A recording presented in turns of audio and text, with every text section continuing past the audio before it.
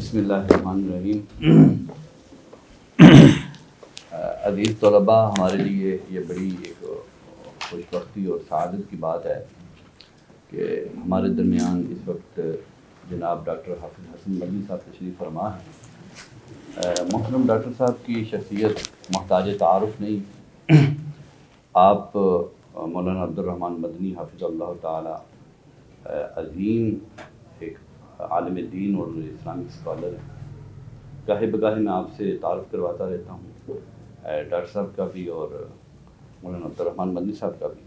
آپ ان کے فرزند ارجمند ہیں اور جامعہ رحمانیہ اہل حدیث کا عظیم ادارہ، میں خود وہاں سے فاضل ہوں اور آپ کے کچھ کلاس فیلوز وہاں سے فاضل ہیں۔ تو محترم ڈاکٹر صاحب 2007 سے غالباً 6 سے یا 7 سے اس ادارے کی ادارت فرما رہی ہیں اور ڈاکٹر صاحب 1992 سے ریسرچ اور تحقیق سے وابستہ ہیں۔ محدث ملت اسلامیہ کا عظیم شمارہ اس کی ادارت فرما رہے ہیں محترم ڈاکٹر صاحب، اور جدید موضوعات کے اوپر آپ کا اسپیشل انٹرسٹ ہے، جیسا کہ آج ٹرانسجینڈر ایکٹ کے اوپر آپ سیر حاصل بحث فرمائیں گے۔ تجزیے کی صلاحیت اللہ تعالیٰ نے آپ کو بہت دی ہے، بہت نوازا ہے، اس کا مشاہدہ آپ خود کریں گے، تو توجہ سے سماعت کریں۔ جیسا کہ آپ جانتے ہیں گزشتہ دنوں ادارے کے اندر بھی اس موضوع کے اوپر کافی بحث مباحثہ ہوا اور کوئی فائنل رائے نہیں، ہم اس پہ پہنچ نہیں سکے تھے، اور محترم جنید صاحب نے بھی آپ کو توجہ دلائی تھی، میں نے انہیں دعوت بھی دی تھی، وہ تشریف نہیں لا سکے، تو شاید آ جائیں کچھ دیر کو۔ تو ڈاکٹر صاحب اس موضوع کے اوپر ابھی تک ایک نمایاں اور منفرد انداز سے تحقیق کر چکے ہیں اور اہل حدیث کا خصوصاً ایک موقف آپ کے سامنے پیش کریں گے۔ اللہ تعالیٰ آپ کے علم و عمل میں برکت عطا کریں۔ تو مخاطب ہوتے ہیں جناب محترم ڈاکٹر حافظ حسن مدنی صاحب، حافظ اللہ۔ بسم اللہ الرحمن الرحیم، الحمد للہ وکفا والصلاة والسلام علی عبادہ الذین اصطفیٰ، اما بعد۔ اعوذ باللہ السمیع العلیم من الشیطان الرجیم، من ہمزہ ونفخہ ونفسہ، بسم اللہ الرحمن الرحیم۔ قال اللہ تعالی فی القرآن الکریم، ومن كل شيء خلقنا زوجين لعلكم تذكرون۔ وقال اللہ تعالی فی مقام آخر، وأنه خلق الذکر والأنثى من نطفة اذا تمنى۔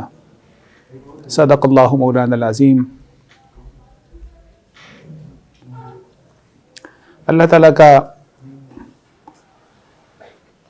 بے پایاں انعام و احسان ہے کہ اللہ نے ہم انسانوں کو جب دنیا میں بھیجا ہے تو ہمیں ہدایت کے بغیر نہیں چھوڑا۔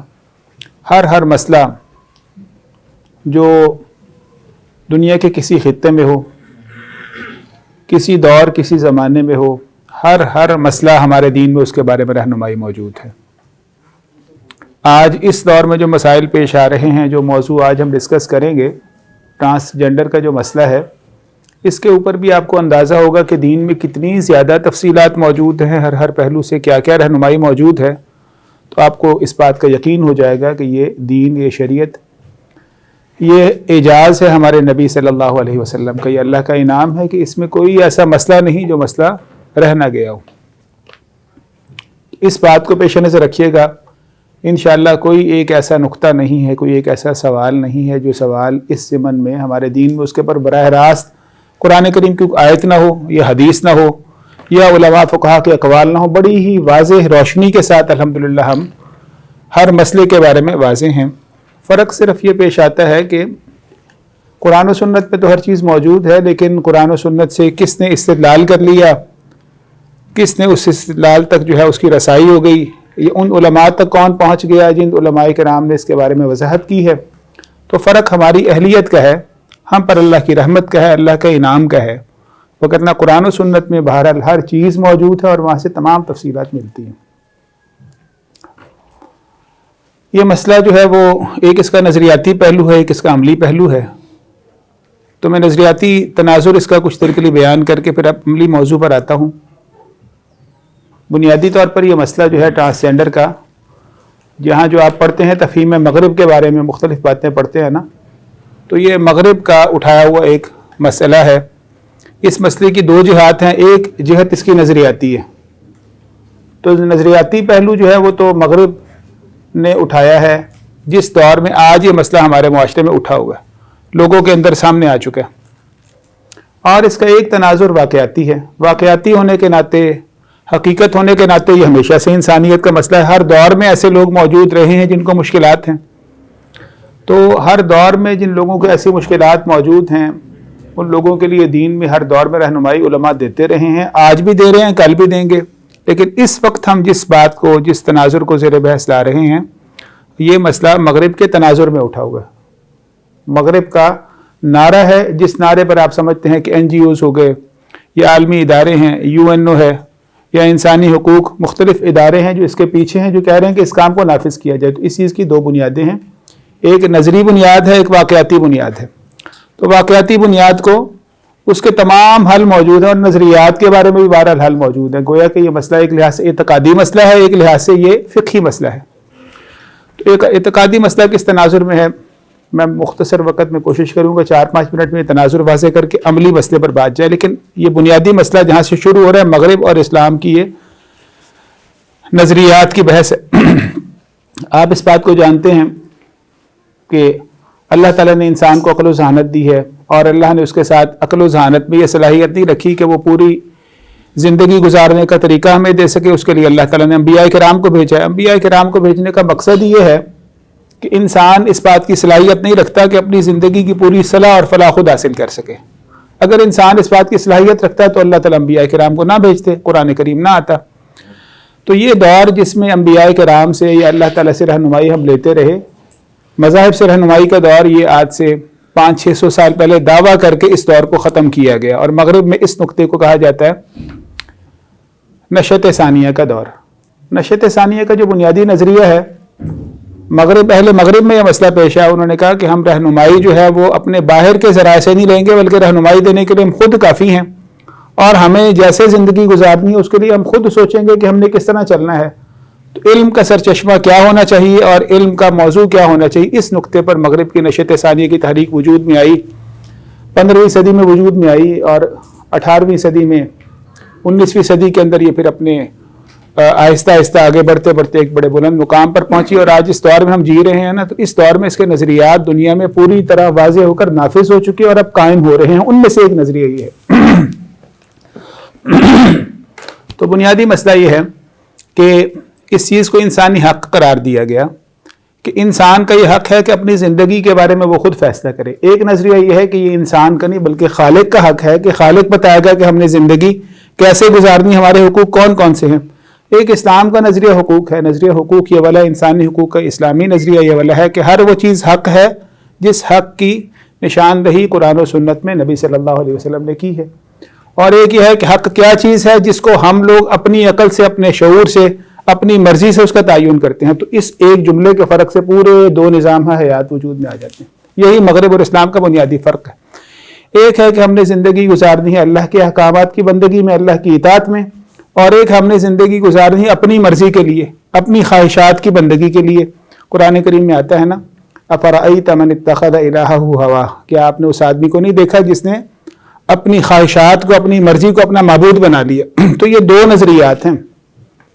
یہ دوسرا نظریہ جب آگے بڑھتا ہے نا، جس نے خواہش نفس کو اپنا معبود بنا لیا، تو وہ کہتا ہے کہ ہمیں کیا بولنا ہے، آزادی اظہار ہونا چاہیے، جو ہم چاہتے ہیں ہم بولنا چاہیے. پھر آزادی اظہار سے آگے بڑھ کر کہتے ہیں کہ ہمیں جو ہے وہ اپنے جسم کے بارے میں جو فیصلہ کرنا ہے، تو میرا جسم میری مرضی، جیسے مرضی میں فیصلہ کروں. تو یہ مرضی کا اور اپنی من مانی کا ایک نظریہ ہے جس کو مغرب کی نشأت ثانیہ کی تحریک لے کر چلی ہے اور آج دنیا کے اندر یہ موجود ہے. پھر وہ کہتے ہیں کہ ہمیں اس کائنات کا جو محسن ہے اس محسن کے بارے میں جو بھی بات کرنی ہے تو کسی کے پاس یہ حق نہیں کہ ہمیں روکے. ہمارا جو چیز چاہے یہ آزادی اظہار ہے کہ محسن انسانیت کے بارے میں ہم جو بات بھی مرضی کریں.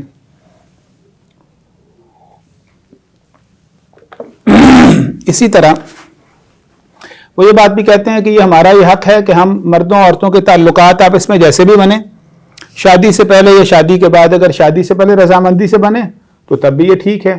تو جناب رضا کا نظریہ انہوں نے دے دیا. اور شادی کے بعد بھی میاں بیوی اگر راضی نہ ہو تو پھر اس کے لیے نظریہ دے دیا کہ زیادتی ہے جو نکاح کے بعد کی زیادتی ہے.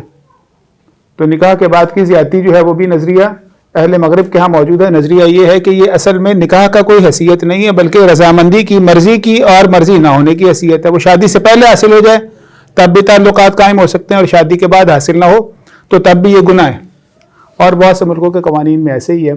تو یہی نظریات آگے بڑھتے بڑھتے جب صنف تک آتے ہیں تو صنف کے اندر بھی یہی مسئلہ ہے۔ ایک مسئلہ ہے کہ صنفی خلل ہیں، صنفی پریشانیاں ہیں، صنفی ابہامات ہیں، صنفی مشترکات ہیں۔ یہ مسائل ایک حقیقی مسائل ہیں۔ ایک ہے نظریے کا معاملہ والا ہے کہ بعض لوگ یہ سمجھتے ہیں کہ ہمیں فلاں صنف نہیں، اپنے آپ کو فلاں قرار دینا ہے، حقیقت میں وہ جو بھی ہوں، لیکن ان کی ذہن، ان کی سوچ یہ ہے۔ تو اہل مغرب اس کو کہتے ہیں ان کا انسانی حق ہے، اور اس انسانی حق کو آج UN یا UNO کے ادارے دنیا میں قائم کروانے پر تلے ہوئے ہیں۔ دنیا کے 120 ملکوں کے اندر یہ والا حق نافذ کیا جا چکا ہے۔ مسلم ممالک میں، ترکی میں، مالدیپ میں، بوسنیا میں، آذربائیجان میں، 4-5 ممالک میں یہ حق نافذ ہے، اور اس کو انسانیت کی جو قانون ہے موجودہ ٹرانسجنڈر ایکٹ، یہ بھی اس کو ایک حق قرار دیتا ہے۔ تو یہ حق اس نے جو بیان کیا ہے وہ حق ہے آرٹیکل نمبر 3A ہے۔ 3A کے اندر انہوں نے حق یہ بیان کیا، اس قانون میں جو ٹرانسجنڈر تحفظ حقوق ایکٹ ہے 2018 کا، اس کے اندر انہوں نے یہ حق یہ بیان کیا کہ ہر انسان یہ حق رکھتا ہے کہ اپنی ذات کے بارے میں جو وہ تصور کرتا ہے اس تصور کے مطابق شناخت اور رویے حاصل کرے، یہ اس کا حق ہے۔ تو گویا کہ انسانی حق کا پیش کیا ہوا مسئلہ ہے کہ ہر انسان یہ حق رکھتا ہے، اور حق کس بنیاد پر ہے؟ جو وہ رائے رکھتا ہے، تو یہ رائے اس کے اختیار، اس کی مرضی کی برتری کا نظریہ ہے۔ تو اسلام میں کیا بات ہوگی؟ اسلام میں تو بات یہ، اگر اس کو یہ مسئلہ درپیش ہے، ان مسائل کا وہ سامنا کر رہا ہے، تو تب اس کے بارے میں آگے بحث شروع ہوگی۔ لیکن مغرب کا نظریہ کیا ہے کہ حقیقت کی کوئی بحث نہیں ہے، بس ایک آدمی یہ سوچتا ہے کہ میں یہ نہیں، میں فلاں ہوں، میں مرد نہیں ہوں، میں عورت ہوں، میں عورت نہیں ہوں، مرد ہوں، تو اس کے پاس یہ والا حق ہے، اور یہ حق اس کو قانون دیتا ہے، یہ والا موجودہ قانون اس کو یہ حق دیتا ہے۔ اب سوال یہ پیدا ہوتا ہے دنیا کے عام معاملات میں تو ہمارا رویہ یہ بالکل نہیں ہے کہ ہم حقائق کے بغیر ہی انسان کی مرضی شروع کرتے ہیں، لیکن یہاں پر جب بات آتی ہے صنف کے بارے میں تو پورا مغرب اس کے اوپر اکٹھا ہو جاتا ہے اور اس حق کو لیتا ہے۔ تو بنیادی بحث یہاں پر ہے، اس کے لیے لفظ بولا گیا ہے self perceived gender. Self perceived gender کا مطلب ایک انسان اپنی ذات کے بارے میں کیا تصور رکھتا ہے، کیا وہ رائے رکھتا ہے، اس کی بنا پر وہ جنس بھی اپنی اختیار کر سکتا ہے۔ تو یہ مسئلہ صرف 2 صنفوں کا نہیں ہے، بلکہ یہ مسئلہ 2 صنفوں سے آگے بڑھے گا۔ کوئی انسان، بعض ایسے بھی مغرب میں انسان ہیں، وہ کہتے ہیں ہم انسان ہی نہیں ہیں، وہ انسان کے بجائے کوئی اور جانور بننا کہتے ہیں ہم تو فلاں جانتے ہیں۔ جیسے مغرب میں آپ جانتے ہیں کہ بعض لوگ ایسے ہیں، وہ کہتے ہیں ہم تو بنمانس کی نسل میں سے ہیں، بندر کی اولاد میں سے ہیں۔ کچھ کہتے ہیں ہمیں انسان ہونا پسند نہیں، بعض انسانوں سے، بعض جانوروں سے اتنا قریب ہوئے تو کہیں گے کہ ہم کچھ اور ہیں۔ تو یہ بھی ایک حق وہاں موجود ہے، اور اس نظریے کا نام ادر کن کا نظریہ ہے۔ اور یہ ادر کن OTHER ادر KIN ادر کن کا نظریہ ہے، جس میں انسان اپنے آپ کو جانور سمجھنا شروع کر دیتے ہیں۔ تو جو مغرب آج یہ بات کر رہا ہے کہ کوئی مرد فیصلہ کرے گا اپنی رائے، ذاتی رائے کی بنا پر، حقائق سے کوئی بحث ہی نہیں ہے، تو انسانی حق اس کا یہ والا ہے کہ جو اپنے بارے میں فیصلہ کرتا ہے اس کو وہ فیصلہ کرنے دیا جائے، جیسے میرا جسم میری مرضی اور میرا جسم میری مرضی کی صنف، یہ وہی نظریہ۔ اور اسی نظریے کی مشکلات ہیں، آج ہم اس مشکل کا سامنا کریں۔ فقہی مسئلہ ایک علیحدہ بحث ہے، فقہی مسئلے کو بھی حل کریں گے۔ تو بہرحال اگر آپ اسی نظریے پر آ جائیں تو کل کو یہ 3-4 صنفیں نہیں بنتی، بلکہ بہت سے ایسے ہوں گے جو بنمانس بننا چاہیں گے، بہت سے ایسے ہیں وہ کہیں گے ہم یہ کچھ بھی نہیں ہیں، بلکہ ہم جو ہے وہ ایک اور ہی مخلوق ہیں، ہم یہ مخلوق جو دنیا میں بسنے والی نہیں۔ تو 5, 7, 10, 12 جتنی بھی صنفیں بننا شروع ہو جائیں گی وہ بن سکتی ہیں اس نظریے کے مطابق، کیونکہ بنیادی فرق یہ والا ہے، ایک اللہ کو ماننے والے ہیں، وہ کہتے ہیں کہ ہمارے آپس کے تعلقات، معاملات، ہمارے حقوق پر بالا تری کس کی حقوق کا سرچشمہ کیا ہے؟ یہ بنیادی نظریہ ہے۔ ہمارا حقوق کا سرچشمہ رسول اللہ صلی اللہ علیہ وسلم کا فرمان ہے۔ اسلام میں بھی انسانی حقوق ہیں، تمام حقوق کی بات ہے، راستے انسانوں کے بھی حقوق ہیں، مخلوقات کے بھی حقوق ہیں، حتیٰ کہ رستے کے بھی اسلام میں حقوق ہیں۔ رستے کا حق یہ ہے، اللہ کے نبی صلی اللہ علیہ وسلم نے کہا کہ رستے میں بیٹھے تو وہاں 4 کام کرو۔ تو حقوق اسلام میں ہیں، بندے کے حق ہیں، بیوی کے حق ہیں، شوہر کے، اولاد کے حقوق ہیں۔ لیکن ہمارے ہاں حقوق کا معیار کیا ہے؟ ہمارے ہاں حقوق کا معیار قرآن و سنت ہے۔ ہر وہ چیز حق ہے جس کو ہمارے خالق نے کہا کہ یہ ہمارا حق ہے۔ لیکن یہاں حق کا معیار کیا ہے؟ مغرب میں حق کا معیار یہ ہے جو ہم سمجھتے ہیں، اور جب ہم سمجھتے ہیں تو کوئی انسان یہ سمجھے ان کو یہ حق دیا جائے، کوئی جانور بننا چاہتے ہیں، کوئی انسان جانوروں کے علاوہ کہتے ہیں ہم فلاں درخت بننا چاہتے ہیں، جیسا وہ بننا چاہتے ہیں تو ان کو یہ حق دیا جائے۔ تو یہ ساری بحث یہ والی ہے، اور یہ قانون اسی بات کو جو ہے تحفظ دیتا ہے، اور یہی بنیادی اعتراض ہے جس سے آگے بہت سارے مسائل پیدا ہو رہے ہیں۔ سوال یہ پیدا ہوتا ہے کہ یہ رویہ ہمارا عام چیزوں کے بارے میں نہیں ہے. جب اسلام کی باری آتی ہے ہم وہاں پر یہ کام کرتے ہیں کہ حقائق کو نظر انداز کر کے جو ہمارا جی چاہتا ہے ہم وہ کرنا شروع کرتے ہیں. ایک انسان کے سمجھتا ہے کہ میں ٹیچر ہوں, میں استاد ہوں, جبکہ وہ طالب علم ہے, تو کیا اس کا یہ حق ہے کہ اس کو استاد سمجھنا شروع کر دیا جائے؟ ایک انسان یہ سمجھتا ہے کہ وہ فلاں کسی ادارے کے اندر ملازم نہیں ہے, وہاں کا وہ افسر ہے, اس کا یہ حق ہونا چاہیے کہ اس کو افسر بنا دیا جائے. ایک انسان یہ سمجھتا ہے کہ وہ کسی جگہ پر جو ہے وہ عوام میں سے ہے تو وہ کہ میں تو یہاں کا وزیر اعظم ہوں. تو ایسے لوگوں کو ہمارا معاشرہ کیا کہتا ہے؟ ایسے لوگوں کو تو عام طور پر کہتے ہیں پاگل خانے میں ایسے لوگ بے شمار بھرے پڑے ہیں جو سارے ہی بڑے بڑے عہدیدار ہیں. تو جب ان کو کوئی حق نہیں دیتے تو یہاں پر کیا ایسی مشکل پیش آ گئی کہ یہاں پر یہ حق دینا شروع کر دیا کہ ایسے لوگوں کو کہا جاتا ہے کہ آپ جو کچھ ہیں بالکل بجا ہے, آپ ایسے کریں کہ اس کے لیے تصدیق پیش کریں. فرض کریں آپ کہتے ہیں کہ آپ فلاں عہدے پر ہیں, ایک بندہ کہتا ہے کہ میں ایم اے پاس ہوں اور اس نے مڈل پاس کیا ہوا ہے, تو اس کی بات کو مان لیا جائے؟ اس کو کہیں گے جناب ایم اے کے کاغذات دکھائیے, آپ کی بات کو مان لیا جائے گا. تو اس کے لیے اس کو ثبوت دینا پڑے گا. تو اسلام کا موقف یہاں پر صنف کے بارے میں اتنا ہی ہے کہ جو بندہ جب یہ دعویٰ کرے گا کہ میں مرد نہیں ہوں عورت ہوں تو اس کے لیے اس کو ثبوت دینا چاہیے. وہاں جب یہ بات ہوتی ہے تو لوگ کہتے ہیں اچھا تو اس کا مطلب یہ والا ہے کہ ہم بے شرمی اب شروع کرتے ہیں, ہمیں بے لباس کیا جائے گا. تو یہ مطلب نہیں ہے, بلکہ اس کا مطلب یہ والا ہے کہ اس کو کوئی رپورٹ تو پیش کریں گے نا, کسی بھی طرح کی رپورٹ پیش کریں گے نا, کوئی میڈیکل رپورٹ پیش کریں گے, کوئی اس کے لیے جو ہے وہ کسی طرح کا ٹیسٹ پیش کریں, کوئی ثبوت تو ہوگا نا کہ فلاں بندہ یہ نہیں ہے یہ ہے. اور ثبوت کے بغیر ہی اگر اس بات کو مان لیا جائے تو پھر دنیا میں ایک ایسا سلسلہ شروع ہو جائے گا, اس سلسلے کو پھر روکا نہیں جا سکتا. تو ہم اس دور میں آج حقوق کے نام پر ایک ایسے عجیب و غریب مسئلے میں ہیں کہ ایک انسان یہ کہہ رہے میں تو فلاں ہوں اور پورا مغرب یہ بات کہتا ہے جیسے وہ کہتا ہے ویسے مانو, اور ہم اسلام سے وابستہ لوگوں کا موقف یہ والا ہے کہ نہیں, اس کو یہ بات کا اختیار کب ملے گا؟ جب وہ حقیقت میں ایسے ہے, جب وہ اپنا ٹیسٹ کروائے, جب اس کے پاس میڈیکل رپورٹ اس بات کی موجود ہو, جب اس پاس اس کے شواہد موجود ہیں, تب اس کی بات کو مانا جائے گا. صرف اس کے کہنے سے نہیں, کہنے میں تو انسان کے ذہن میں خلل بھی ہو سکتا ہے, اور خلل کی مثالیں ہیں. آپ کے علم میں ہے کہ لوط علیہ السلام کی جو قوم تھی, اس قوم میں کچھ لوگوں کو خلل ہو گیا کہ ان کے تعلقات وہ مردوں سے رکھنا شروع کر دیے. تو مردوں سے مردوں کا تعلق جب شروع ہوا تو یہ خلل ممکن ہے, تو اس خلل کو اصلاح پر لایا جائے گا کہ ان کی خلل کی مرضی کو چلایا جائے گا. تو یہ عجیب و غریب انسانوں کے نظریوں کی حقیقت اتنی ہی ہوتی ہے. یہ ویسے ہی ہے جیسے میرا جسم میری مرضی, میرا جسم میری مرضی کی صنف, لیکن اس کی کوئی حیثیت عام معاشرے میں نظام نہیں چلتا. تو یہاں پر عجیب بات ہے کہ یہ لوگ کہتے ہیں کہ اس نظام کو چلایا جائے. تو یہ بنیادی نظریاتی فرق ہے. اسلام میں جو ہے وہ جو صورتحال ہے وہ یہ ہے کہ اگر کسی انسان کو ایسی کوئی مشکل کا سامنا ہے, کسی صنفی معذوری کا مسئلہ ہے, تو صنفی معذوری کے بارے میں پھر اس کو جو اس کی کیفیت ہے اس کے مطابق اس کے احکام ہے, اور ہر طرح کے حکم کے اندر تفصیل ہے, کافی ساری تفصیل ہے, ہر پہلو کے اندر تفصیل پائی جاتی ہے. لیکن اس کے لیے بنیادی نقطہ یہ والا ہے کہ وہ بندہ حقیقتاً ایسے ہو. تو بنیادی فرق کہاں پر آ رہا ہے؟ ایک ہے تصور میں اور ایک ہے حقیقت میں. تو اسلام میں یہ سارے مسائل کن کے بارے میں جن کے مسائل حقیقت میں ایسے ہوں گے, یہ تصور اسلام میں سیلف پرسیوڈ جینڈر کا کوئی تصور ہی نہیں ہے. سیلف پرسیوڈ جینڈر کا مطلب یہ ہوا کہ میری مرضی یہ ہے کہ میں اپنے آپ کو فلاں صنف میں رکھنا چاہتا ہوں. اگر یہ آج کھلا ہو گیا سلسلہ تو پھر کل کو انسان جانور بنیں گے, انسان نباتات درخت بنیں گے, پھر ان کے حقوق کی بحث شروع ہوگی. عجیب بات ہے, یہ قانون صرف اس کی اجازت نہیں دیتا بلکہ اس کے حقوق کا پورا سلسلہ بھی آگے شروع کر دیتا. تو یہ پہلا نقطہ ہو گیا اس بات میں کہ مغرب کا نظریہ کیا ہے, اسلام کا نظریہ کیا ہے. اس سے بات آگے بڑھتی ہے. آگے بڑھتے ہوئے معاملہ اگلا یہ ہے کہ یہ اصل میں نظریہ جو سیلف پرسیوڈ جینڈر کا نظریہ ہے, یہ بنیادی طور پر جو ہے وہ سائیکالوجی کا, نفسیات کا موضوع ہے. اہل نفسیات, مغرب کے نفسیات کے جو لوگ ہیں, علم نفسیات سے وابستہ لوگ, ان کے خیال میں انسان کی صنفیں ہیں 3. انہوں نے انسان کی صنفیں 3 قرار دی ہیں اور کہتے ہیں انسان کی جنسیں ہیں 2. علم نفسیات پر انہوں نے کیا کہا کہ صنفیں انسان کی 3 ہیں. صنف وہ چیز ہے جو انسان اپنے ذہن میں سوچتا ہے, اور اس بات کو وہ بھی مانتے ہیں کہ انسان کی صنفیں کتنی ہیں, وہ 2 ہی ہیں. صنفیں 3 ہیں اور جنسیں 2 ہی ہیں.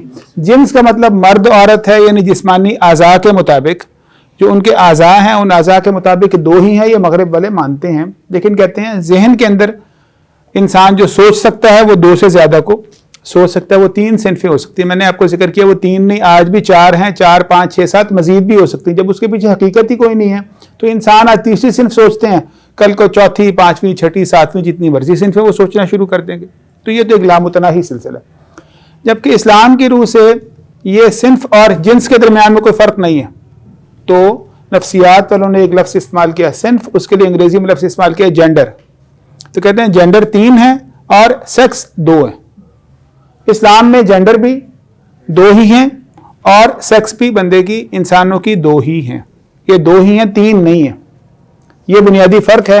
اس فرق سے اور آپ کو اس کی وجہ بیان کی کہ چونکہ مغرب میں اس بات کی گنجائش پائی جاتی ہے انسان جو بھی سوچے، جیسے ہمارا خالق رب کریم ہے، تو جو لوگ اپنی منمانی کرتے ہیں انہوں نے اللہ کے علاوہ بے شمار خالق بنا لیے، پھر خالق کے علاوہ اپنے نفس کو خالق بنا لیا.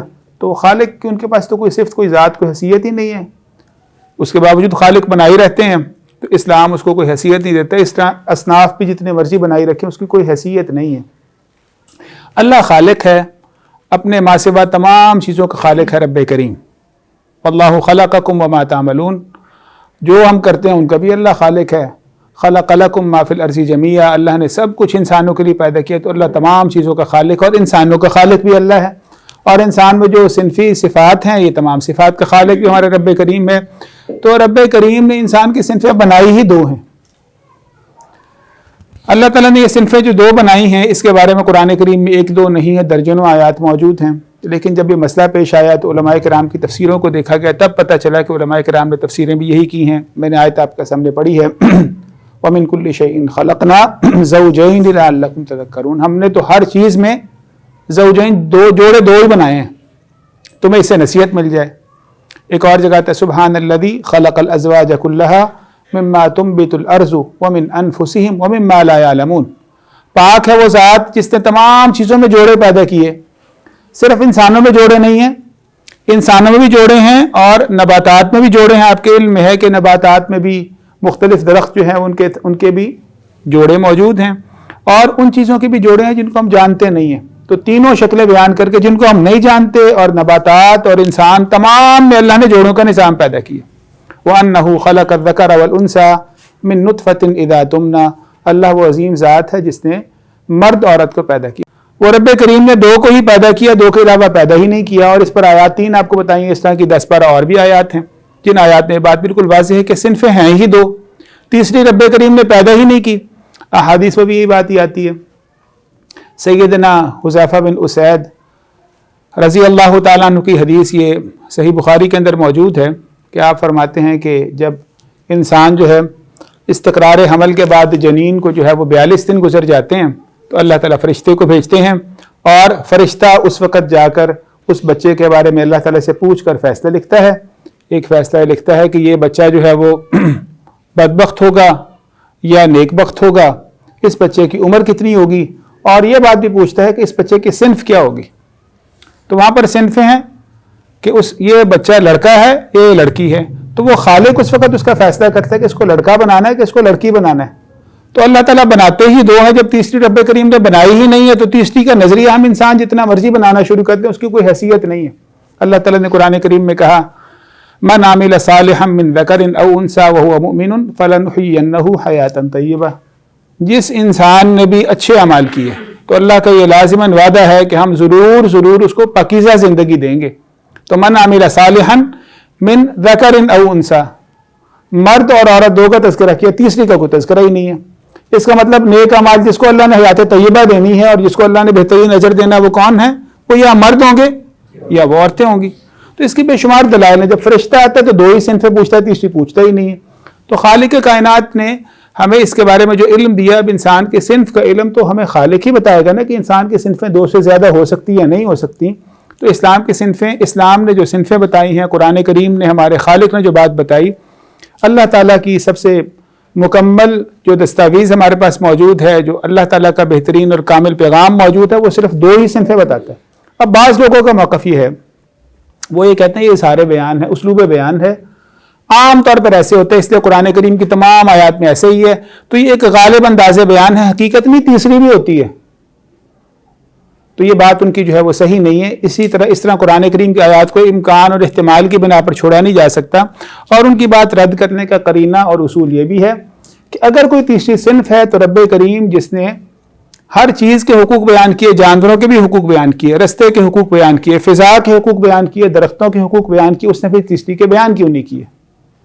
یہ بہت بڑا دعویٰ ہے اللہ تعالیٰ پر کہ اللہ نے ایک تیسری صنف کو پیدا تو کر دیا لیکن اس تیسری صنف کے لیے اللہ نے کوئی حکم ہی موجود نہیں ہے. ہمارے قرآن و سنت میں اس کے بارے میں کوئی تفصیل ملتی ہی نہیں ہے.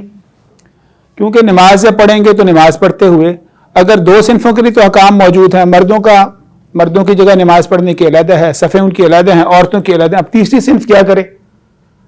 صنف کا فیصلہ ہوگا تو امامت کس نے کروانی ہے؟ مردوں نے امامت کروا سکتے ہیں عورتوں کی, اور اگر تیسری صنف اس کے احکام کو ملنا چاہیے نا, تو کوئی احکام قرآن و سنت میں کسی جگہ نہیں پائے جاتے. اسی طرح جو ہے وہ اذان کی بات ہے تو اذان مرد کہتے ہیں, عورتیں نہیں کہتی. جمعے کی خطابت مرد ہی کرتے ہیں, عورتیں نہیں کرتی. تو تمام جگہ صنفوں کا مسئلہ پیش آ جائے گا. اس میں تیسری صنف کے لیے کسی جگہ وہ حکم ہونا چاہیے تھا نا نماز کے حوالے سے. حج کی بات ہوگی تو حج کے اندر بھی یہ مسئلہ پیش آ جاتا ہے. حج میں مردوں کا احرام اور طرح کا ہے, عورتوں کا احرام اور طرح کا ہے. عورتوں کا احرام جو ہے نا وہ لباس سلے ہوئے کپڑے پہن لیتی ہیں, سر کو ڈھانپ لیتی ہیں, اور مرد یہ کام نہیں کر سکتے. تو جب اللہ تعالیٰ نے ان تمام چیزوں کے بارے میں ہمیں موقف ہی نہیں, کوئی رہنمائی ہی نہیں دی. حج میں جب کوئی انسان جائے گا, جب وہ انسان ہے تو انسان ہونے کے ناطے پہلے فیصلہ کرے گا کہ وہ مرد ہے کہ عورت ہے, تب اس پر وہ والے حرام کے احکام لگیں گے. نماز پڑھنے جائے گا تب اس پر وہ احکام لگیں گے. تو دین میں جب ان کے بارے میں کوئی تفصیل ہی موجود نہیں ہے تو یہ اللہ پر بہت بڑا دعویٰ ہے. اس لیے ایک طرف یہ آیات سے ہمارا استدلال ہے, اس استدلال کے بعد اس سے بڑا استدلال یہ ہے کہ قرآن و سنت میں ان کے بارے میں کوئی حکم موجود ہی نہیں ہے. اگر کسی کے پاس کوئی موجود ہو تو اس کو واضح کرنا چاہیے, کیونکہ میں نے اس موضوع پر تمام احکام کو, تمام آیات کو پڑھا. ایک کتاب مکمل اس پر کی آپ کے سامنے موجود ہے. اس موضوع پر فقہی حوالے سے ساری تفصیلات اس کے اندر بھی موجود جمع کر دیں. تو اس کتاب میں بھی ان تمام آیات کو دیکھا تو اس میں ایسی کوئی چیز مجھے نہیں ملی جو تیسری صنف کے بارے میں. تیسری صنف کے بارے میں اور بھی مسائل پیدا ہوتے ہیں. جب وہ انسان اگر مرد ہے یا عورت ہے, اس کی وراثت کے مسئلے کا کیا حل ہوگا؟ اگر وہ وفات اس کی ہو جائے تو اس کی میت کے لیے جو ہے وہ عورتوں کی میت مؤنث میت کے لیے اور ہے, مذکر میت کے لیے اور جگہ ہے. ان کے لیے جو ہے وہ بعض اوقات سیغے دعا کے سیغے ان میں فرق ہے. پھر ان کی تدفین کے لیے تفصیلات ہیں ساری. پھر ان کے غسل کروانے کے لیے مردوں نے غسل کروانا ہے. تو اس ساری جگہ صنفوں کا تعین جگہ جگہ کرنا پڑتا ہے. ہمارے فقہی مسائل میں جگہ جگہ صنفوں کی بنا پر احکام ہے. پھر نکاح و طلاق میں تو بہت سارے احکام کا فرق ہے. تو جب اللہ تعالیٰ نے کسی جگہ کو حکم ہی نہیں دیا تیسری صنف کا, تو ہمارا استدلال یہ ہوا. آپ کو بات دوسری یہ ذکر کی ہے کہ آج نفسیات کا جو علم ہے وہ تو 3 صنفیں بتاتا ہے, 3 جینڈر بتاتا ہے. لیکن اسلام جو ہے وہ یہ بات کہتا ہے کہ 3 نہیں ہے بلکہ صنفیں بھی 2 ہیں اور جنسیں بھی 2 ہی ہیں. دلیل اس کی یہ ہے قرآن کریم کی 1 درجن کے قریب آیات, اور ان آیات کے اوپر مفسرین کی آراء. مفسرین میں سے امام ابوبکر جساس احکام القرآن بڑی مشہور ان کی کتاب ہے, ان کی امام قرطبی, امام طبری, امام رازی, امام زمخشری, امام سیوطی, ان تمام کی آراء موجود ہیں. اس کتاب میں ساری موجود ہیں, لکھی ہوئی ہیں, اور بڑے بڑے فقہائے کرام کے اقوال موجود ہیں. بر صغیر پاکستان کے علماء میں سے مولانا غلام رسول سعیدی آپ جانتے ہیں, کچھ عرصہ پہلے ہی 2016 میں ان کی وفات ہوئی, بریلوی مکتبہ فکر کے. ان کا بھی موقف موجود ہے. تو یہ موقف انہوں نے اپنی تفسیروں میں لکھا ان آیات کی تشریح کرتے ہوئے. تو انہوں نے کہا یہ تمام جن کے نام آپ بتائے ہیں, ان تمام کا موقف یہ ہے کہ انسان کی صنفیں ہیں ہی 2, اور دلیل قرآن کریم کے آیات, اس میں مفسرین کے اقوال. اور اس کے بعد تیسری بات آپ کو یہ ذکر کی ہے کہ اگر یہ صرف ایک اسلوب بیان ہے تو پھر ان لوگوں پر لازمی ہے کہ ان تمام لوگوں کے لیے وہ احکامات پیش کریں. یہ تیسری صنف ہے, اس کا حکم کوئی دکھائیں قرآن. اگر وہ حکم بھی نہیں ہے تو یہ مزید دلیل ہے اللہ پر. یہ بہت بڑا دعویٰ ہے کہ اللہ نے ایک صنف کو تو پیدا کیا, اس کے حکام ہی نہیں دیے. تو یہ اللہ کے بارے میں یہ بہت بڑا دعویٰ ہے, اور جو لوگ یہ بات کہتے ہیں ان کا صرف ذہن کا اپنا یہ خیال ہے, اس کی دلیل کوئی نہیں ہے. صنفیں 2 ہی ہیں اور تیسری کوئی نہیں ہے. یہ دوسرا نقطہ آپ کے سامنے ذکر کیا. پہلا نقطہ تھا اساس کیا ہے, اور دوسرا نقطہ یہ والا ہے کہ اسلام کا صنف کے بارے میں نظریہ کیا ہے.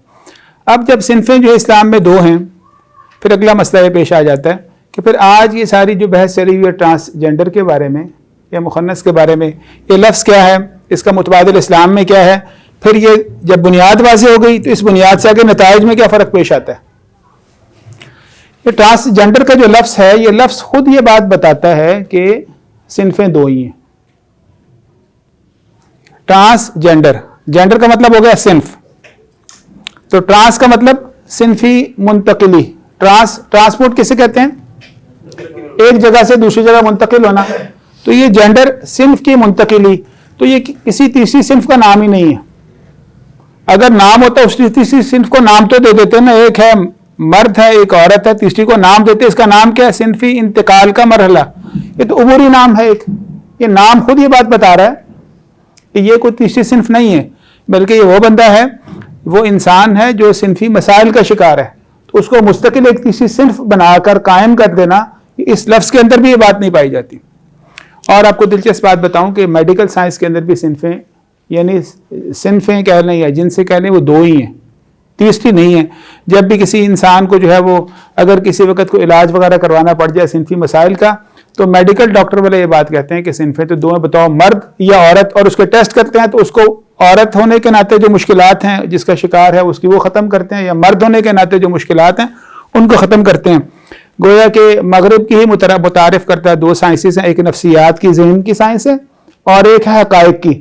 جو ان کی حقائق کی سائنس ہے، جو جراحت کی ہے، میڈیکل سائنس ہے، اس میڈیکل سائنس میں بھی کتنے ہیں؟ دو ہی ہیں۔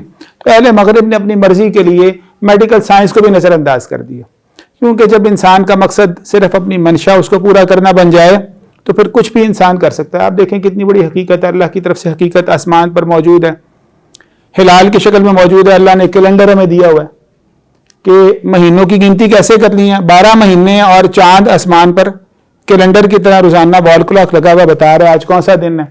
تو اہل مغرب نے اس مشاہداتی حقیقت کو نظر انداز کر کے اپنی منمانی شروع کر رکھی ہے۔ میں مثال آپ کو دے رہا ہوں، جیسے یہ مثال ہے نا کہ سائنس کو چھوڑا ہوا انہوں نے، میڈیکل سائنس کو، اس طرح فلکیات کو بھی چھوڑا ہوا انہوں نے۔ اللہ تعالیٰ نے آسمان پر ایک کیلنڈر دیا ہے، جس کیلنڈر کا مقصد کیا ہے کہ آج تاریخ کون سی ہے، لیکن آپ جانتے ہیں کہ اہل مغرب اس تاریخ کو استعمال کرنے کے بجائے شمسی تاریخ کو استعمال کرتے ہیں، جو شمسی تاریخ کے اندر کوئی وہاں معیار اس بات کا موجود نہیں کہ وہاں تاریخ پتہ نہیں چلتی، سورج سے معلوم نہیں ہوتا کہ کس دن کا سورج ہے، یہ کس سے پتہ چلتا ہے؟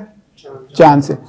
تو مغرب کا نظریہ تو یہ تھا نا کہ ہم مشاہدے کو ترجیح دیں گے، تو جہاں مرضی آتی ہے وہاں مشاہدے کو چھوڑ دیتے ہیں، اور مشاہدے کے بجائے اصل نظریہ ان کا یہ ہے کہ ہم منمانی اور مرضی جو ہمارا جی چاہے گا وہ کریں گے، اور خالق کی نفی کریں گے، اور جو جیسے جی چاہے اس کو کرنے کی آزادی، اور یہ ہے انسانی حق۔ یہ بنیادی ہے، مغرب کا بنیادی نظریہ ہے، جس نظریے کو کبھی مشاہدے سے تائید کرتے۔ تو مشاہدے کے خلاف کیا بات ہو گئی کہ وہ چاند کے نظریے کو نہیں مانتے، جبکہ چاند ایک سائنسی حقیقت ہے۔ اور اسلامی نظریہ یہ ہے کہ ہمیں تاریخیں اور ماہ و سال کا پورا جائزہ کس طرح لینا چاہیے؟ چاند کے ذریعے لینا چاہیے۔ اللہ تعالیٰ نے اسی کام کے لیے پیدا کیا ہے۔ یسألونک عن الأہلہ قل ہی مواقیت للناس والحج، اس کے ذریعے اللہ نے پیدا کیا، اور بہت ساری آیات ہیں۔ چلیں بہرحال اب بات یہ ہے کہ اسلام کے اندر جو ہے وہ جو نظریہ صنف کے حوالے سے موجود ہے، تو ٹرانسجینڈر کی وضاحت آپ کے سامنے کر رہا تھا کہ ٹرانسجینڈر کا لفظ سے جو بات بتاتا ہے، یہ لفظ ہی یہ واضح کہہ رہا ہے کہ اس کے اندر کوئی تیسری صنف ہے نہیں ہے، بلکہ یہ ایک عبوری چیز کا ایک نام ہے۔ اور یہی بات جو میں آپ سے کہہ رہا ہوں، میڈیکل سائنس بھی یہ کہتی ہے، قانون بھی یہی بات ہی کہتا ہے، آج تک کے دساتیر تمام میں دو ہی صنفیں ہیں۔ اور جو ہے وہ اس کے علاوہ جس پہلو سے بھی جائیں گے معاشرتی حوالے سے، اسلام سے بھی معاملہ ہو تو وہاں بھی دو ہی صنفیں ہیں۔ تو یہ مسئلہ میڈیکل سائنس اور اسلام کا موقف اس میں ایک ہی ہے۔ اسلام کا موقف میڈیکل ڈاکٹر کے ساتھ مطابقت رکھتا ہے، البتہ نفسیات والوں کے ساتھ مطابقت نہیں رکھتا۔ ٹرانسجینڈر کی اصطلاح 3 کے لیے بولی جاتی ہے۔ پہلا اس سے مراد یہ ہے، یہ اصطلاح جو ہے نا، یہ جو ایکٹ ہے، اس ایکٹ میں آرٹیکل 2A کے اندر یہ اس کی تعریف کی گئی ہے۔ ٹرانسجینڈر سے مراد کیا ہے؟ تو پہلی مراد اس کے اندر جو ہے وہ یہ پائی جاتی ہے کہ کوئی انسان جو ہے وہ عملی طور پر صنفی اعضاء کے، جنسی جو اعضاء ہیں یا صنفی اعضاء ہیں، ان کے ابہام کا شکار ہو، یا اشتراک کا شکار ہو، یا خلل کا شکار ہو۔ 3 شکلیں ہو گئیں۔ صنفی اعضاء یا تو اس پس مردوں عورتوں دونوں کے مشترک ہیں، یا کوئی ایک نہیں ہے، یا ابہام ہے، یا اشتراک ہے، یا ابہام ہے، یا پھر تیسری کیفیت کیا، کوئی خلل ہے، کوئی صحیح طرح وہ اپنے کاموں کو انجام نہیں دے رہے۔ تو یہ پہلی شکل ہو گئی عملاً جو مسائل کا شکار ہیں، ٹھیک ہے۔ اور اس کے لیے لفظ بولا جاتا ہے انٹر سیکس کا۔ انٹر سیکس کا مطلب یہ والا ہے کہ صنفی طور پر اس کے اندر جو ہے وہ مسائل ہیں، مشکلات ہیں۔ یہ اصطلاح دوسرے نمبر پر ان لوگوں کے لیے بولی جاتی ہے، آپ کو پتا ہے 3 اس کی بنیادی کیٹیگریاں ہیں، جن 3 کیٹیگریوں کے لیے یہ اصطلاح بولی جاتی ہے۔ تو پہلی یہ ہو گئی کہ اس کے اندر صنفی اشتراک ہو، ابہام ہو، یا پھر اس کے اندر جو ہے وہ صنفی طور پر خلل پایا جائے۔ دوسری بات یہ ہے کہ وہ انسان نے صرف اس پر اکتفا نہیں کیا، بلکہ عملی مسائل کے علاوہ اس نے یہ سوچنا شروع کر دیا کہ مجھے دوسری صنف کے مطابق ہونا چاہیے. مرضی کی صنف والا جو معاملہ ہے نا، کہ وہ ایسا رویہ اختیار کرے کہ جو بچپن میں اس کو شناخت ملی تھی، جو شناخت اس کو ماں نے، اس کی فیملی نے بتائی تھی کہ یہ کیا ہے، اس کی کیا کیفیت اور حیثیت ہے، تو اس شناخت کو نظر انداز کر کے وہ دو کام کرے. یا اپنے بارے میں سوچنا شروع کر دے میں وہ نہیں ہوں جو مجھے بچپن میں کہا گیا تھا، ایک شکل. یا ویسے کہنا نہ شروع کرے، ویسے رویے اختیار کرنا شروع کر دے، لباس ویسا پہننا شروع کر دے، یا بول چال ویسی کرنا شروع کر دے، رویہ ویسے اختیار کرے یا سوچنا ویسے شروع کر دے. تو 5 شکلیں بن گئی اب تک. پہلی کے اندر آپ کو 3 بتائیں جو حقیقی مسائل کا شکار ہیں. دوسری کے اندر 2 باتیں آپ کو بتائیں جو انسان بچپن کی اپنی شناخت کے مخالف چلے. کس طرح مخالف چلے کہ رویہ اس کا مختلف ہو جائے، کپڑے عورتوں کے یا مرد عورتوں کے، یا عورتیں مردوں کے کپڑے پہننا شروع کر دیں، یا وہ سوچے میں وہ نہیں ہوں. تو یہ دوسری شکل ہو گئی. پہلی شکل آپ کو بتائی ہے وہ انٹرسیکس اس کو کہتے ہیں. انٹرسیکس سے مراد حقیقی مسائل ہیں. دوسری شکل میں اس کے ذہن میں یہ خیال ہے تو یہ مشابہت، اسلامی طور پر ہم اس کو کہیں گے یہ مشابہت کے مسائل ہیں. وہ مشابہت اختیار کر رہا ہے، مرد ہو کر عورتوں کی، عورت ہو کر مردوں کی مشابہت کر رہا ہے. پہلی شکل تو ہوگی نا انٹرسیکس کی. انٹرسیکس کی آپ کو وضاحت بتائی کہ اس کے اندر حقیقی مسائل ہوں، حقیقی جسمانی مسائل ہوں. حقیقی مسائل میں آپ کو پتا ہے اشتراک ہو، یا اس کے اندر ابہام ہو، یا اس کے اندر خلل ہو. تینوں لفظ لا دیں. اشتراک کا مطلب دونوں طرح کے اعضاء، کس کس طرح کی کیفیت ہے، کافی شکلیں بنتی ہیں. یا اس کے اندر جو ہے وہ ابہام ہو. ابہام کا مطلب کسی ایک صنف کے اعضاء پورے نہیں ہیں. یا تیسرا ہے کہ اعضاء تو ہے لیکن وہ پرفارم صحیح، ادائیگی مکمل کام نہیں کرتے. تو یہ تینوں حقیقی شکل ہیں، اس کو انٹرسیکس کہتے ہیں. اور دوسری جو بات ہو گئی وہ آپ کو بتایا ہے کہ ایسا مسئلہ تو کوئی نہیں، اس کی سوچ میں خلل ہے. تو سوچ کی خلل کی بنا پر وہ اپنے بارے میں تصور یہ کرتا ہے کہ بچپن میں جو شناخت ملی تھی میری وہ نہیں ہونی چاہیے. اور دوسری بات ہے کہ وہ سوچتا ہے ایسے، اور سوچنے کے مطابق رویے بھی ویسے اختیار کرتا ہے. عورتوں کی طرح مرد چلیں، مرد عورتوں کی طرح چلیں، اسے ہم شباہت کے مسائل کہہ لیں گے. تو یہ 5 شکلیں ہو گئی. مزید بھی اس کے بارے میں شکلیں جو ہیں وہ 3-4 اور بھی ہیں. اور اس کی تیسری بڑی کیٹیگری یہ والی ہے، ٹرانسجنڈر میں کوئی اتنا ہی کام نہ کرے، مشابہت نہ کرے، بلکہ اس کی بنا پر وہ اپنے اعضاء کی قطع و برید بھی کروا لے، باقاعدہ صنفی تبدیلی کے اقدامات بھی کرے، اعضاء میں اندر جو جراحت وغیرہ کے عمل سے بھی گزرے. اس کی بھی کافی ساری پھر شکلیں ہیں، اس نے کس طرح کی جراحت کروائی ہے. تو گویا کہ 7-8 شکلیں اکٹھی جب بنتی ہیں نا تو ان تمام کو ٹرانسجنڈر کہتے ہیں. ہمارے اس قانون کے آرٹیکل 2 میں ان 3 بنیادی قسموں کو اور ہر 3 کی ذیلی قسموں کو 8 یا 9 قسمیں بنتی ہیں. ان 8 یا 9 کا نام رکھا گیا ٹرانسجنڈر. اب ہم غور کرتے ہیں کہ شریعت میں ان کا حکم کیا ہے. تو شریعت میں اس کے لیے لفظ کیا ملتے ہیں. شریعت میں ایک لفظ ہے خنثیٰ کا. خنثیٰ کا لفظ آسان ہے، اس کو پہلے ذکر کر لیتے ہیں. ایک لفظ ہے مخنث کا. تو خنثیٰ شریعت میں کہتے ہیں انٹرسیکس کو. انٹرسیکس کا مطلب یہ ہوا، یا خنثیٰ وہ ہوا جو حقیقی مسائل کا شکار ہے. اور حقیقی مسائل ہوتے ہیں، آپ کو پہلے ذکر میں کر چکا ہوں کہ انسان میں صنفیں 2 ہی ہیں. یہ مفسرین کا، قرآن کریم کی بے شمار آیات کا، احادیث کا خلاصہ یہی ہے. لیکن صنفی معذوریاں، مجبوریاں، مشکلات ایک واقعاتی حقیقت ہم اس کا مشاہدہ کرتے ہیں، لوگوں کے اندر یہ چیزیں پائی جاتی ہیں. تو اسلام اس حقیقت کا انکار نہیں کرتا، لیکن کیا اس حقیقت کی بنا پر ایک تیسری صنف کا اضافہ کرتا ہے؟ بنیادی بحث یہ ہے. صنفی مسائل ہیں ضرور، جیسے انسانوں میں نابینا بھی پائے جاتے ہیں، انسانوں میں لنگڑے بھی ہوتے ہیں، کوئی سنتے بھی نہیں ہیں. تو کیا اس کے بنا پر کوئی نئی ایک صنف، ایک نیا انسانوں کا گروپ بن جاتا ہے؟ بلکہ وہ معذور انسان ہوتے ہیں. ان معذور انسانوں کے ساتھ معذوری والا رویہ رکھا جاتا ہے، ہمدردی کا رویہ رکھا جاتا ہے. تو یہ جو انسان ہے نا، جو تیسری نوعیت کے ہیں، تو بیماریاں صنفی بھی ہوتی ہیں. اللہ نے 2 ہی پیدا کیے، لیکن 2 کے اندر کسی جگہ کو خرابی آ جاتی ہے. جب وہ خرابی آ جائے گی تو اس خرابی کو، اگر وہ خرابی حقیقی ہے، تو اس کو اسلام میں، فقہا کی اصطلاح میں کہا جاتا ہے خنثیٰ. خنثیٰ کس کو کہتے ہیں؟ ایسے صنفی مسائل کا شکار فرد جس میں حقیقی طور پر یہ مسئلہ پایا جاتا ہو. خنثیٰ کا لفظ قرآن و سنت میں کہیں نہیں آیا. یہ آثار صحابہ میں پہلی بار آیا ہے خنثیٰ. جیسے دنیا کے وزن پر خنثیٰ، تو یہ قرآن و سنت میں کہیں بھی نہیں ہے. صحابہ کرام نے، مفسرین نے یا شارحین حدیث نے بعد میں بولا ہے. قرآن و سنت میں لفظ آیا مخنث کا. تو خنثیٰ کسے کہتے ہیں؟ یہ ایک طے شدہ شکل ہے حقیقی مسائل کی، جسے انگریزی میں انٹرسیکس کہتے ہیں. اور جو ٹرانسجنڈر کی پہلی شکل آپ کو بتائی، جن میں حقیقی مسئلے ہوں، صنفی ابہام ہو، صنفی اشتراک ہو، یا صنفی خلل ہو. تو ذرا موضوع باریک ہے، تو باریکی کے ساتھ غور، نکات پہ غور بھی کرتے جائیے گا. انٹرسیکس کا اسلامی اصطلاح میں ترجمہ بنے گا خنثیٰ. اور مخنث کا جو لفظ ہے یہ قرآن و سنت کے اندر آیا ہے. مخنث کے لفظ کے اندر یہ ساری شکلیں پائی جاتی ہیں. جو ٹرانسجینڈر ہے اس کا صحیح قریبی ترجمہ اگر کیا جا سکتا تو مخنث کیا جا سکتا ہے۔ مخنث کی بنیادی طور پر 2 شکلیں ہیں، ان 2 شکلوں میں یہ جتنی قسمیں ٹرانسجینڈر کی ڈالی گئی ہیں نا وہ ساری کی ساری آ جائیں گی۔ تو مخنث کے بارے میں 2 شکلیں جو ہیں بڑے بڑے علماء کرام نے ساری تفصیل لکھی ہے، تو اسلامی فقہ میں ان کے احکام ہم پڑھیں گے تو وہ احکام مخنث کے تحت ملیں گے۔ مخنث کی 2 بڑی قسمیں ہیں، ایک مخنث وہ ہے، مخنث کسے کہتے ہیں؟ جیسے ایک ہے مذکر، ایک ہے مؤنث، اور مؤنث کی طرح لفظ ہو گیا واو کی جگہ خا اگر آ گئی تو مخنث، مذکر، مؤنث اور مخنث، اور یہ تیسری صنف کا نام نہیں ہے بلکہ یہ صنفی مسائل کا نام ہے، یہ بات واضح رکھنے والی ہے۔ تو جو مخنث ہے اس کے بارے میں ذہن میں بات یہ رکھیے، مخنث کا لفظی مطلب ہوتا ہے نرمی اور ڈھلاؤ، نرم ہونا، یہ انسان میں نہ گرنے کا تاثر پایا جانا۔ تو مخنث ایک اس کا لغوی مطلب ہے، ایک اس کا شرعی مطلب ہے۔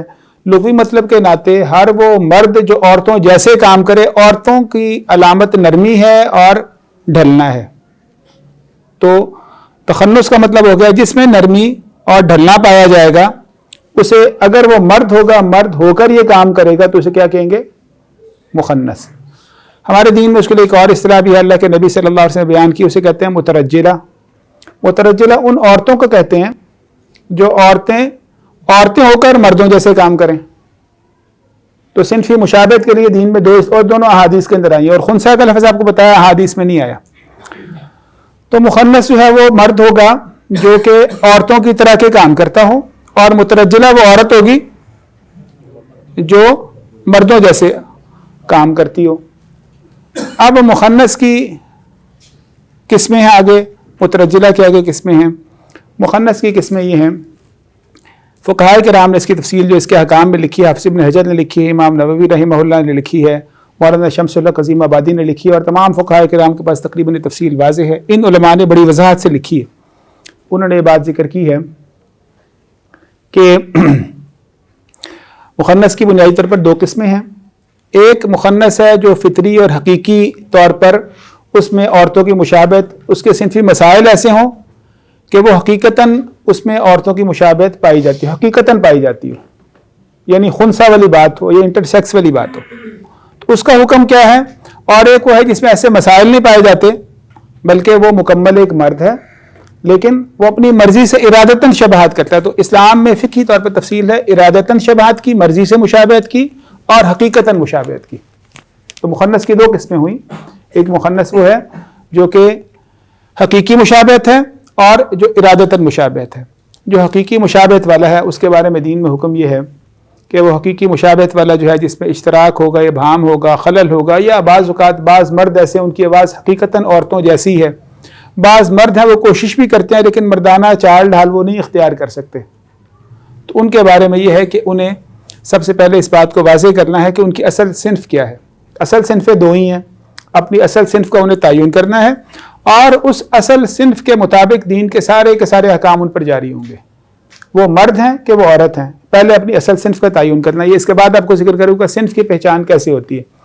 بہرحال جب وہ اصل صنف کا تعین کر لیں، وہ اس صنف کے ساتھ ان کے احکام ہیں۔ اگر وہ مرد ہیں تو انہیں مردوں کی طرح مسجدوں میں جانا ہے، اسی طرح مرد ہیں تو انہیں اسی طرح امامت ہے، اذان ہے، اور تمام احکام ان کو مردوں والے مل جائیں گے، چاہے حقیقی ان کے مسائل ہوں۔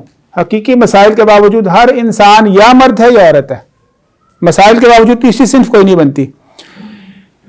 امام ابو حنیفہ رحمہ اللہ کے شاگرد ہیں امام محمد بن حسن شیبانی، ان کا قول میری اس کتاب میں درج ہے، وہ کہتے ہیں ہر انسان کے اندر ایک صنف موجود ہے، اللہ تعالیٰ نے اس کو ایک صنف پر پیدا کیا، ہمارے لحاظ سے مبہم ہے، ایک وقت آنا ہے کہ وہ ضرور ظاہر ہو جائے، خاص طور پر بلوغت کے وقت ضرور ظاہر ہو جاتی ہے، ہمارے لحاظ سے اس میں ابہام ہے، تو وہ بندہ اپنی اس کے صنف تک رسائی حاصل کرے، کیونکہ پیدا اللہ نے کسی کو مرد پیدا کیا، کسی کو عورت پیدا کیا، تو اس صنف تک رسائی حاصل کرنے کے بعد وہ انسان وہ رویے اپنی زندگی میں اختیار کرے جو رویے جو ہیں وہ، اگر وہ مرد ہے تو مردوں والے رویے اسے اختیار کرنے چاہیے، گو کہ اس کے حقیقی مسئلے بھی ہوں، رویے مردوں والے اختیار کرے گا، احکام سارے مردوں والے لگیں گے۔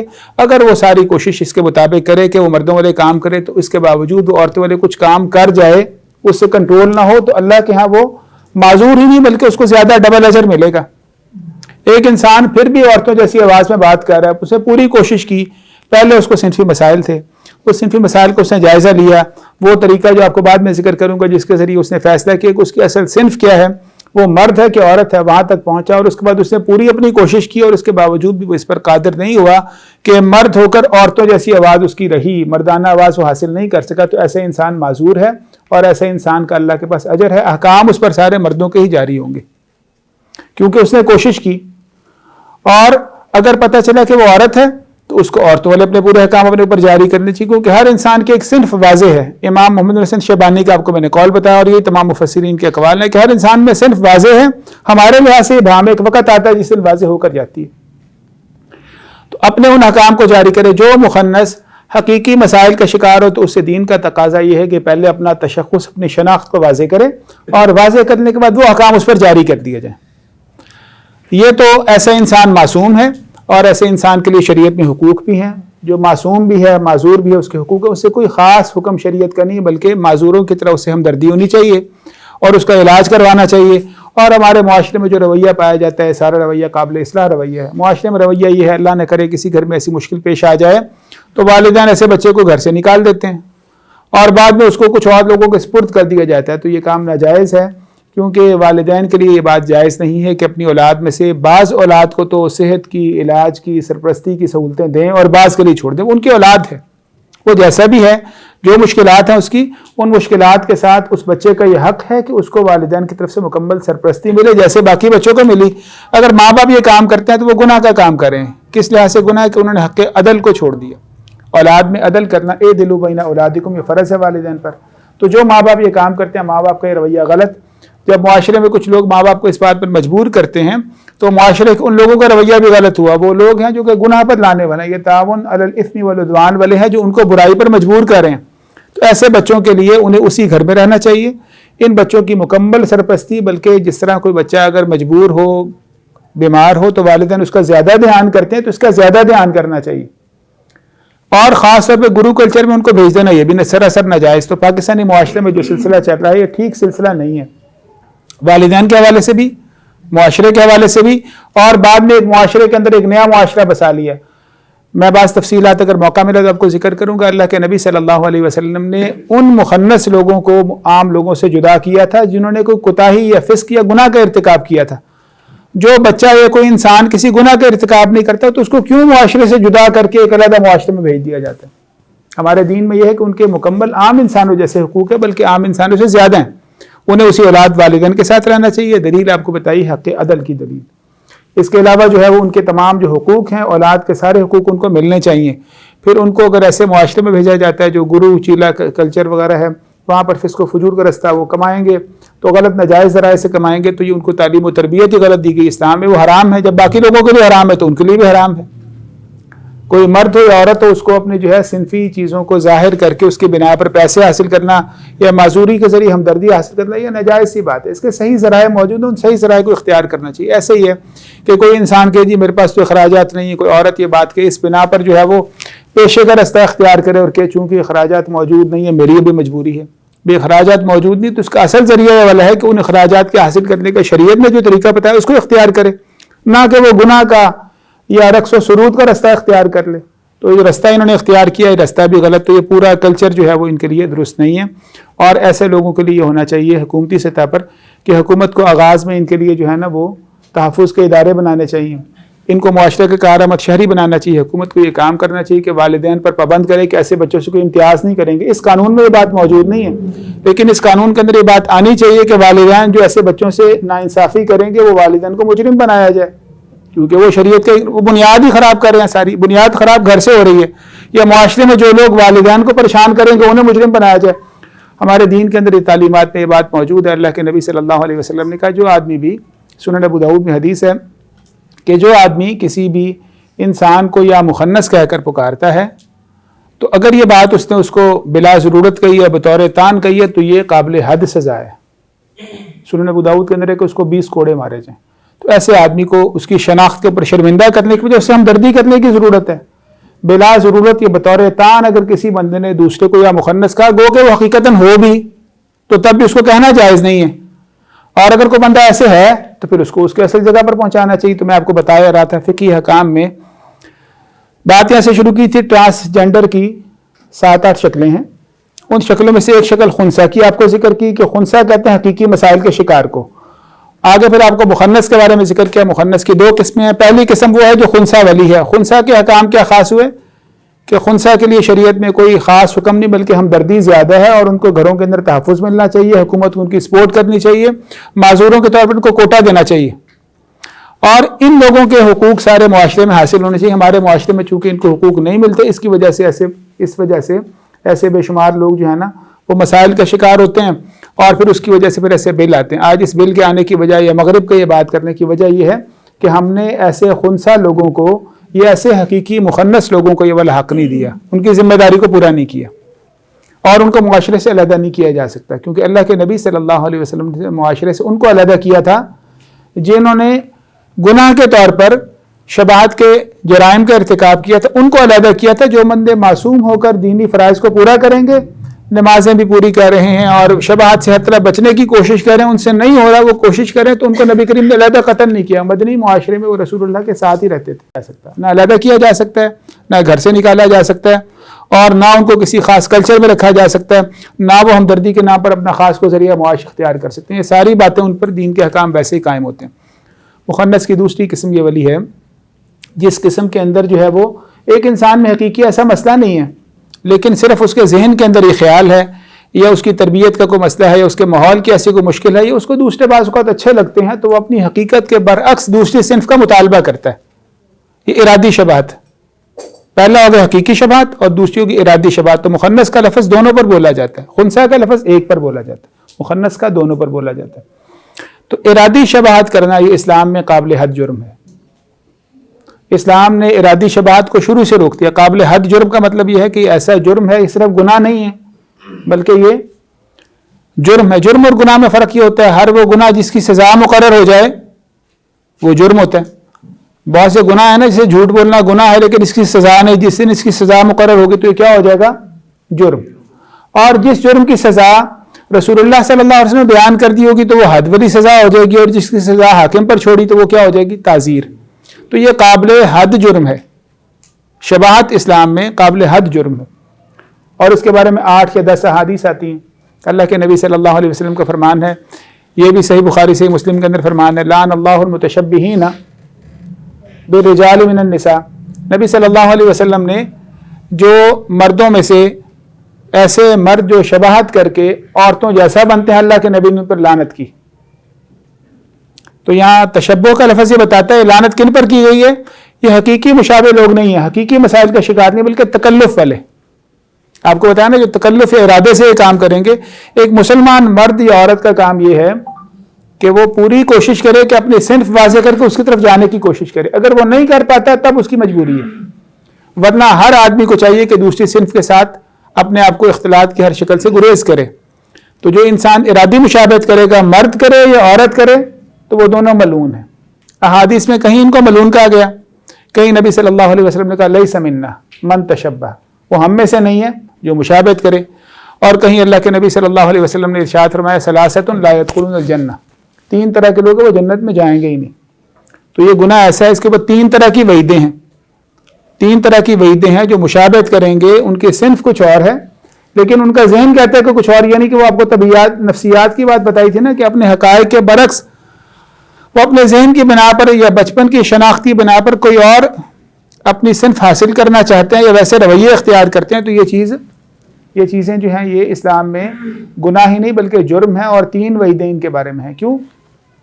اللہ تعالیٰ ہمارا خالق اور مالک ہے اور رب کریم کی حکمت ہے کہ اس نے ہمیں کیسے پیدا کیا. جس طرح رب کریم نے ہمیں پیدا کیا ہمیں اسی پر راضی ہونا چاہیے. اللہ نے جس کو مرد بنایا اس کو مرد ہونے پر راضی ہو کر رب کریم کا شکر کرنا چاہیے. جس کو عورت بنایا اس کو اس پر شکر کرنا چاہیے. قرآن کریم میں ہے وَلَا تَتَمَنَّوْا مَا فَضَّلَ اللَّهُ بِهِ بَعْضَكُمْ عَلَىٰ بَعْضٍ. اللہ نے بعض کو بعض پر فضیلت دی ہے اور یہ ہمارا کام نہیں ہے کہ ہم ایک دوسرے پر تمنا کرتے رہیں کہ میں مرد ہو کر عورتوں جیسے کاموں کی فکر کروں, عورتیں ہو کر مردوں کی کاموں کی فکر کروں.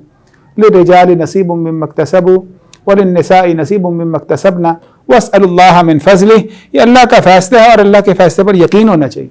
جو بندہ بھی یہ کام کرے گا کہ مرد ہو کر عورتوں جیسے کام کرے وہ رب کریم کے فیصلے پر راضی نہیں ہے. تو اس کی 3 وعیدیں ہوئیں. ایک وعید ہو گئی لعنت کی, ایک وعید ہو گئی لیس منا کی, ایک وعید ہو گئی ثلاثۃ لا يدخلون الجنہ کی کہ وہ جنت میں جائے گا ہی کوئی نہیں. 3 لوگوں میں ایک دیوس ہے, ایک آدمی ہے مدمن الخمر ہے اور ایک تیسرا آدمی ہے ایسی عورت جو عورت ہو کر مردوں جیسے کام کرے. ٹھیک ہے. اب اس کی سزا کیا ہے؟ میں نے آپ سے کہا تھا کہ اس طرف جرم نہیں ہے بلکہ اس کی سزا ہے. تو اللہ کے نبی صلی اللہ علیہ وسلم نے ایسے لوگوں کو مدینہ کے معاشرے سے نکال دیا تھا، جلا وطن کر دیا تھا. تو یہ اس کی شرعی سزا ہے. شرعی سزا یہ ہے، حد ہے اس کی. حد کسے کہتے ہیں؟ جس کی سزا اللہ کے نبی صلی اللہ علیہ وسلم نے دے دی. تو سنن ابو داؤد کے اندر ایک حدیث موجود ہے کہ آپ صلی اللہ علیہ وسلم کے پاس ایک آدمی آیا اور اس آدمی نے صرف اتنا کام کیا ہوا تھا کہ اس آدمی نے، مرد تھا وہ، لیکن اس نے اپنے جو ہے وہ ہاتھوں پر مہندی لگائی ہوئی تھی. حدیث کا حوالہ اس کتاب میں ہے، میری کتاب میں سارے حوالے مکمل موجود ہیں. تو وہ اس آدمی نے مہندی لگائی ہوئی تھی. تو اللہ کے نبی صلی اللہ علیہ وسلم نے اس کے بارے میں حکم دیا کہ اس آدمی کو نقی ایک جگہ تھی مدینہ سے باہر. اللہ کے نبی نے کہا اس نے مہندی لگائی، اور مہندی لگانے کا کام یہ عورتوں کی صفت ہے. اسلام کی روح سے مہندی لگانا عورتوں کے لیے ہے. مرد صرف داڑھی میں مہندی لگا سکتے ہیں یا پھر علاج کے لیے مہندی استعمال کر سکتے ہیں، لیکن ہاتھوں پر مہندی لگانا یہ مردوں کا کام نہیں ہے. تو صرف اس گناہ کی بنا پر نبی صلی اللہ علیہ وسلم نے اس آدمی کو جلا وطن کر دیا تھا. تو اس سے معلوم کیا ہوا کہ مشابہت جو بھی کرے گا اس کی سزا ہے. اس کو نقی مقام پر جلا وطن کیا گیا. 3-4 لوگ ہیں ایسے جن کو آپ نے جلا وطن کیا. سیدنا عمر نے بھی اس طرح 3-4 لوگوں کو جلا وطن کیا. اس کتاب میں ان تمام کے نام، ان کے حالات لکھے ہوئے ہیں. ایک دوسرا بڑا ایسے شخصیت جن کے بارے میں احادیث پہ تذکرہ آتا ہے، وہ ہیت نام کا ایک شخص تھا. وہ شخص خنثی تھا لیکن اسے مخنث کا کام کیا. خنثی کا لفظ بولا جائے گا، مجبور تھا. اس میں ایک خلقت کی خرابی تھی، ایک مشکل کا وہ شکار تھا، قابل ہمدردی تھا، معذور تھا. لیکن اس نے مخنث کا کام کیا کیا کہ اس نے فاسقانہ کام کیا، کہ اس نے بعد میں وہ کام کیے جو کام اسلام نے شبہات کا ناجائز کر لیے. تو ہمارا دین ایسا عظیم دین ہے تو شبہات کی اجازت نہیں دیتا. شبہات سے بڑھ کے تبدیلی جنس تو بہت بات کی بات ہے، اور ہمارے دین میں ان دونوں کاموں کے اوپر لعنت کا لفظ بولا گیا. نہ کوئی انسان کے لیے اس بات کی اجازت ہے کہ کوئی مرد عورتوں جیسے کام کرے، نہ عورت مردوں جیسے. جو یہ کرے گا یہ ملعون امر ہے. یہ ویسا ہی ملعون کام ہے جس طرح کہ شرابی، شراب پینے والا وہ ملعون ہے، جس طرح حلالہ کرنے والا، کروانے والا وہ ملعون ہے، اور اس طرح لعنت کے 10-12 اور بھی معاملات ہیں نا، یہ بھی ملعون ہے. اسی طرح ہمارے دین کے اندر ہے جس نے عملاً پھر جنسی تبدیلی کروا لی، اعضاء کی کو تو برید کر لی، وہ بھی ملعون ہے. ہر چیز کی تفصیل موجود ہے قرآن کریم میں ہے. یہ قرآن کریم کی آیت میں دوسری لعنت موجود ہے. لعنہ اللہ وقال لأتخذن من عبادک نصیبا مفروضا ولأذلنہم ولأمنینہم ولآمرنہم فلیبتکن آذان الانعام ولآمرنہم فلیغیرن خلق اللہ. تو تغییر لخلق اللہ یہ کیا ہے؟ یہ لعنہ اللہ ہے. یہ بھی ملعون کام ہے. اللہ کی بنائی ہوئی خلقت کو تبدیل کرنا، یہ تبدیلی جنس کی باقاعدہ ٹرانسجینڈر کے عملی اقدامات، جراحی کروانا، یہ اس کے لیے یہ بھی ملعون کام ہوا. اور میری شبہات، اتنی شبہات بھی کرنا کہ جو کام مرد کرتے ہیں، ہم میں سے کوئی مرد اگر ایسا لباس پہن کر آ جائے، یہ ایسی انداز گفتگو میں ایسا انداز اختیار کرے جو عورتوں کا انداز ہے، تو یہ چیز بھی ایسی ہے. یہ صرف گناہ نہیں ہے، یہ جرم ہے اور قابل حد جرائم ہے. تو ایک آدمی ہو گیا، آپ کو ذکر کیا وہ جس نے مہندی لگائی تھی. ہیت کی بات یہ ہے کہ یہ ہیت کا واقعہ بھی صحیح ہے، ان کے اندر آتا ہے، اور اس واقعے میں بہت سے فقہی نکات ہیں. ہیت کے معاملے میں یہ تھا کہ یہ اللہ کے نبی صلی اللہ علیہ وسلم کی ازواج مطہرات کے پاس آیا کرتا تھا. صحابی تھے، یہ ازواج مطہرات کے پاس آتے تھے. تو پہلی بات ہے وہ خنثی تھے. جو خنثی ہوگا وہ مدینہ کے معاشرے میں رہتا تھا، وہیں پر دینی احکام ان پر جاری ہوتے تھے اور انہیں معاشرے سے علیحدہ نہیں کیا ہوا تھا. تو اس صحابی کو جنہوں نے مہندی لگا لی وہ بھی رسول اللہ کے ساتھ ہی رہتے تھے، اور ہیت بھی رسول اللہ کے ساتھ ہی رہتے تھے. تو وہ اللہ کے نبی کے گھر میں بیٹھا ہوا تھا. تو وہاں پر سیدہ ام سلمہ، ان کے بھائی عبداللہ بن امیہ بیٹھے ہوئے تھے. تو وہاں پر ہیت خواتین کے پاس بھی جاتا رہتا تھا. اور خواتین کے پاس جانے کی وجہ یہ والی تھی کہ سب لوگوں کا خیال یہ تھا کہ یہ خنثی ہے اور اس کے اندر وہ حاجت ہی نہیں پائی جاتی جس حاجت کی بنا پر جو ہے نا، اسے صنفی مسائل کے بارے میں شعور ہی نہیں ہے، صنفی شعور سے خالی ہے.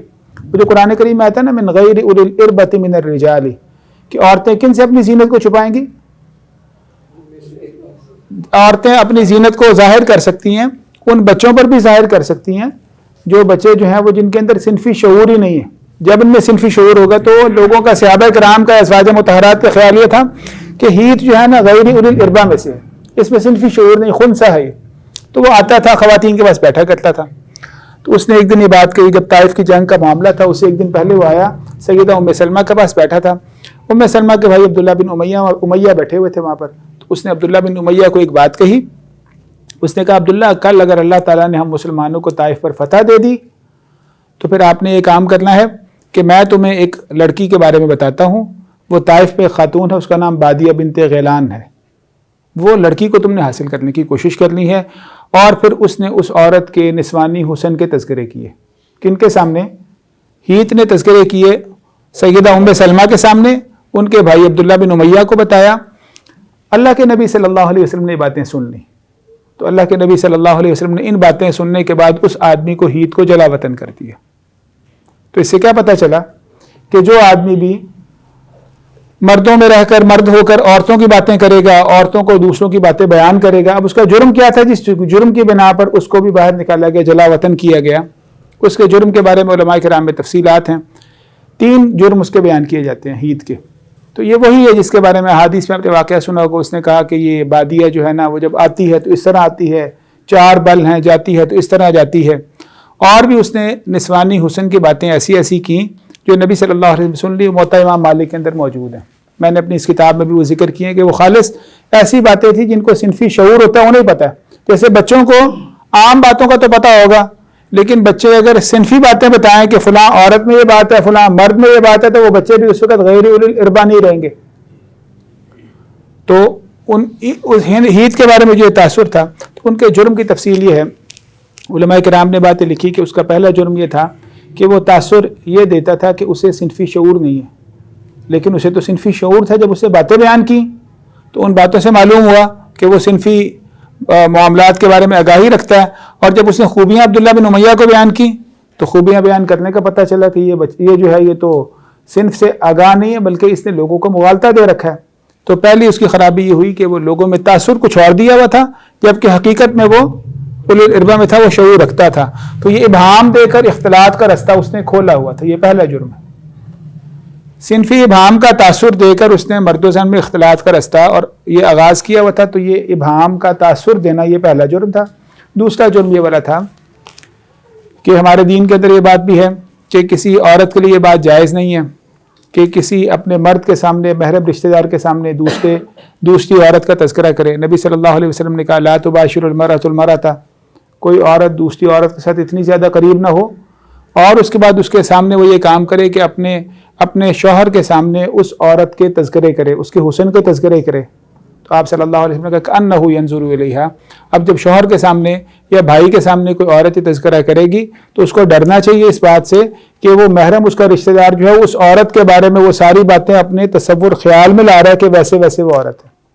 تو یہ ہمارے دین میں یہ بات ناجائز ہے، منع ہے. تو دوسرا کام عبداللہ بن امیہ کے سامنے اس نے یہ کام کیا کہ ہیت نے ایک عورت بادیہ بنت غیلان کے اوصاف کا تذکرہ کیا ایک مرد کے سامنے. اس کو اوصاف کا کیسے پتہ چلا؟ چونکہ وہ عورتوں میں جاتا تھا اور عورتوں میں جانے کی بنا پر اس کو ان اوصاف کا پتہ تھا، تو اس نے ایک مرد کے سامنے اس کا تذکرہ کیا. تو اس جرم کے بنا پر، یہ دوسرا جرم ہے. ان 2 جرائم کی بنا پر اللہ کے نبی صلی اللہ علیہ وسلم نے ہیت کو مدینہ سے جلاوطن کر دیا. اور جلاوطن ایسے کیا گیا، دور صحرا میں اس کو بھیج دیا گیا. تو صحابہ کرام یہ بات کہتے ہیں کہ اللہ کے نبی صلی اللہ علیہ وسلم آپ نے اس کو صحرا میں بھیج دیا ہے، وہاں جا کر کھانے پینے سے محتاج ہو گیا، کچھ کر بھی نہیں سکتا، وہاں تو کام بھی نہیں کر سکتا. تو نبی صلی اللہ علیہ وسلم نے پھر اجازت دی ہیت کے بارے میں کہ جمعے کے جمعے آ جائے کرے اور جمعے کو مانگ تانگ کر جو کچھ ہوتا وہ لے جاتا. کیونکہ صحابہ کرام نے یہ بات کہی تھی اگر وہاں وہ اکیلا ہے وہ تو اکیلا بھوکا ہی مر جائے گا. تو ان کو ایسی جگہ بھیجا جائے گا، ایسے صنفی شباہت کے مجرموں کو ایسی جگہ بھیجا جائے گا جہاں پر جو ہے وہ کسی مرد یا اور عورت کو کسی دوسری صنف کو وہ خراب نہ کر سکے. اس وقت تک بھیجا جائے گا جب تک اپنے اس جرم سے وہ توبہ نہیں کرتے. اگر وہ توبہ کر لیں، قرائن ایسے مل جائیں کہ آئندہ اس پر پابند رہے گا تو دوبارہ معاشرے میں آ جائے گا. امام ابن تیمیہ رحمہ اللہ یہ بات کہتے ہیں کہ اگر کسی جگہ دور بھیجنے کا امکان ہو تو ان کو قید کر دیا جائے، ان کو بالکل علیحدہ معاشرے میں ڈال دیا جائے، جیسے علیحدہ ہی ایسے لوگوں کا علیحدہ گروپ بنا دیا جائے. مردوں میں رہیں گے تو مردوں کو پریشان کریں گے، عورتوں میں رہیں گے تو عورتوں کو پریشان کریں گے، کیونکہ یہ اسلام میں صنفی اختلاط کی کوئی گنجائش ہی نہیں. اب وقت کم ہے، پر میں آپ کو صنفی اختلاط کے احکام بتاتا. دیکھیے اتنے سخت احکام ہیں کہ اسلام میں ہے نا کوئی مرد عورت کی طرف دیکھ بھی نہیں سکتا، کوئی عورت جو ہے مرد کی طرف نظر کو بلند، غض بصر کا حکم ہے، آغاز سے ہی بند ہے بالکل. اور اسلام میں اس کے بہت تفصیلی احکام ہے. تو اسلام جب 2 صنفوں کی بات کرتا ہے، صنفیں 2 ہیں اور ان میں اختلاط کا بنیاد سے ہی اس کو ختم کر دیتا ہے. ہر دو صنفوں کو اپنی اپنی جگہ پر قائم رہنے کی پوری اسلام پابندی کرتا ہے کہ ہر صنف کو اپنے اوصاف اپنے فرائض کو پورا کرنا چاہیے، اس پر مطمئن اور قانع رہنا چاہیے۔ تو بہرحال آپ کو یہ ذکر کیا ہے کہ عید کو اللہ کے نبی صلی اللہ علیہ وسلم نے وہاں سے نکال دیا تھا، کیوں؟ وہ صنفی شباہت کے اس نے دو کام کیے تھے۔ ایک کام اس نے ایک مرد کے سامنے ایک عورت کے اوصاف حسن و جمال کا تذکرہ کیا تھا، دوسرا اس نے ابہام کا تاثر دیا ہوا تھا اور یہ اختلاط کے رستے کھولتا تھا۔ تو یہ اختلاط کے رستے بند کرنے کی وجہ سے دین میں ایسے لوگوں کے لیے سزائے موجود ہے۔ اسی طرح سیدنا عمر نے بھی ایسے بہت سے لوگوں کو جلا وطن کیا، کسی کو کوفہ میں، کسی کو بصرہ میں۔ تو نتیجہ یہ ہے ساری بات کا کہ مخنث کی دو شکلیں ہیں۔ ایک مخنث ہے جو کہ مجبوری کے ساتھ ہے، وہ مجبوری والا ہمدردی کے قابل ہے اور ہم معاشرے کے لوگ اس سے ظلم کر رہے ہیں، ان کے لیے کوٹا ہونا چاہیے، ان کا علاج ہونا چاہیے اور ان کے ساتھ معاشرے میں کسی طرح کا امتیاز نہیں ہونا چاہیے، اور یہ چیز ہمارے معاشرے میں نہیں پائی جاتی۔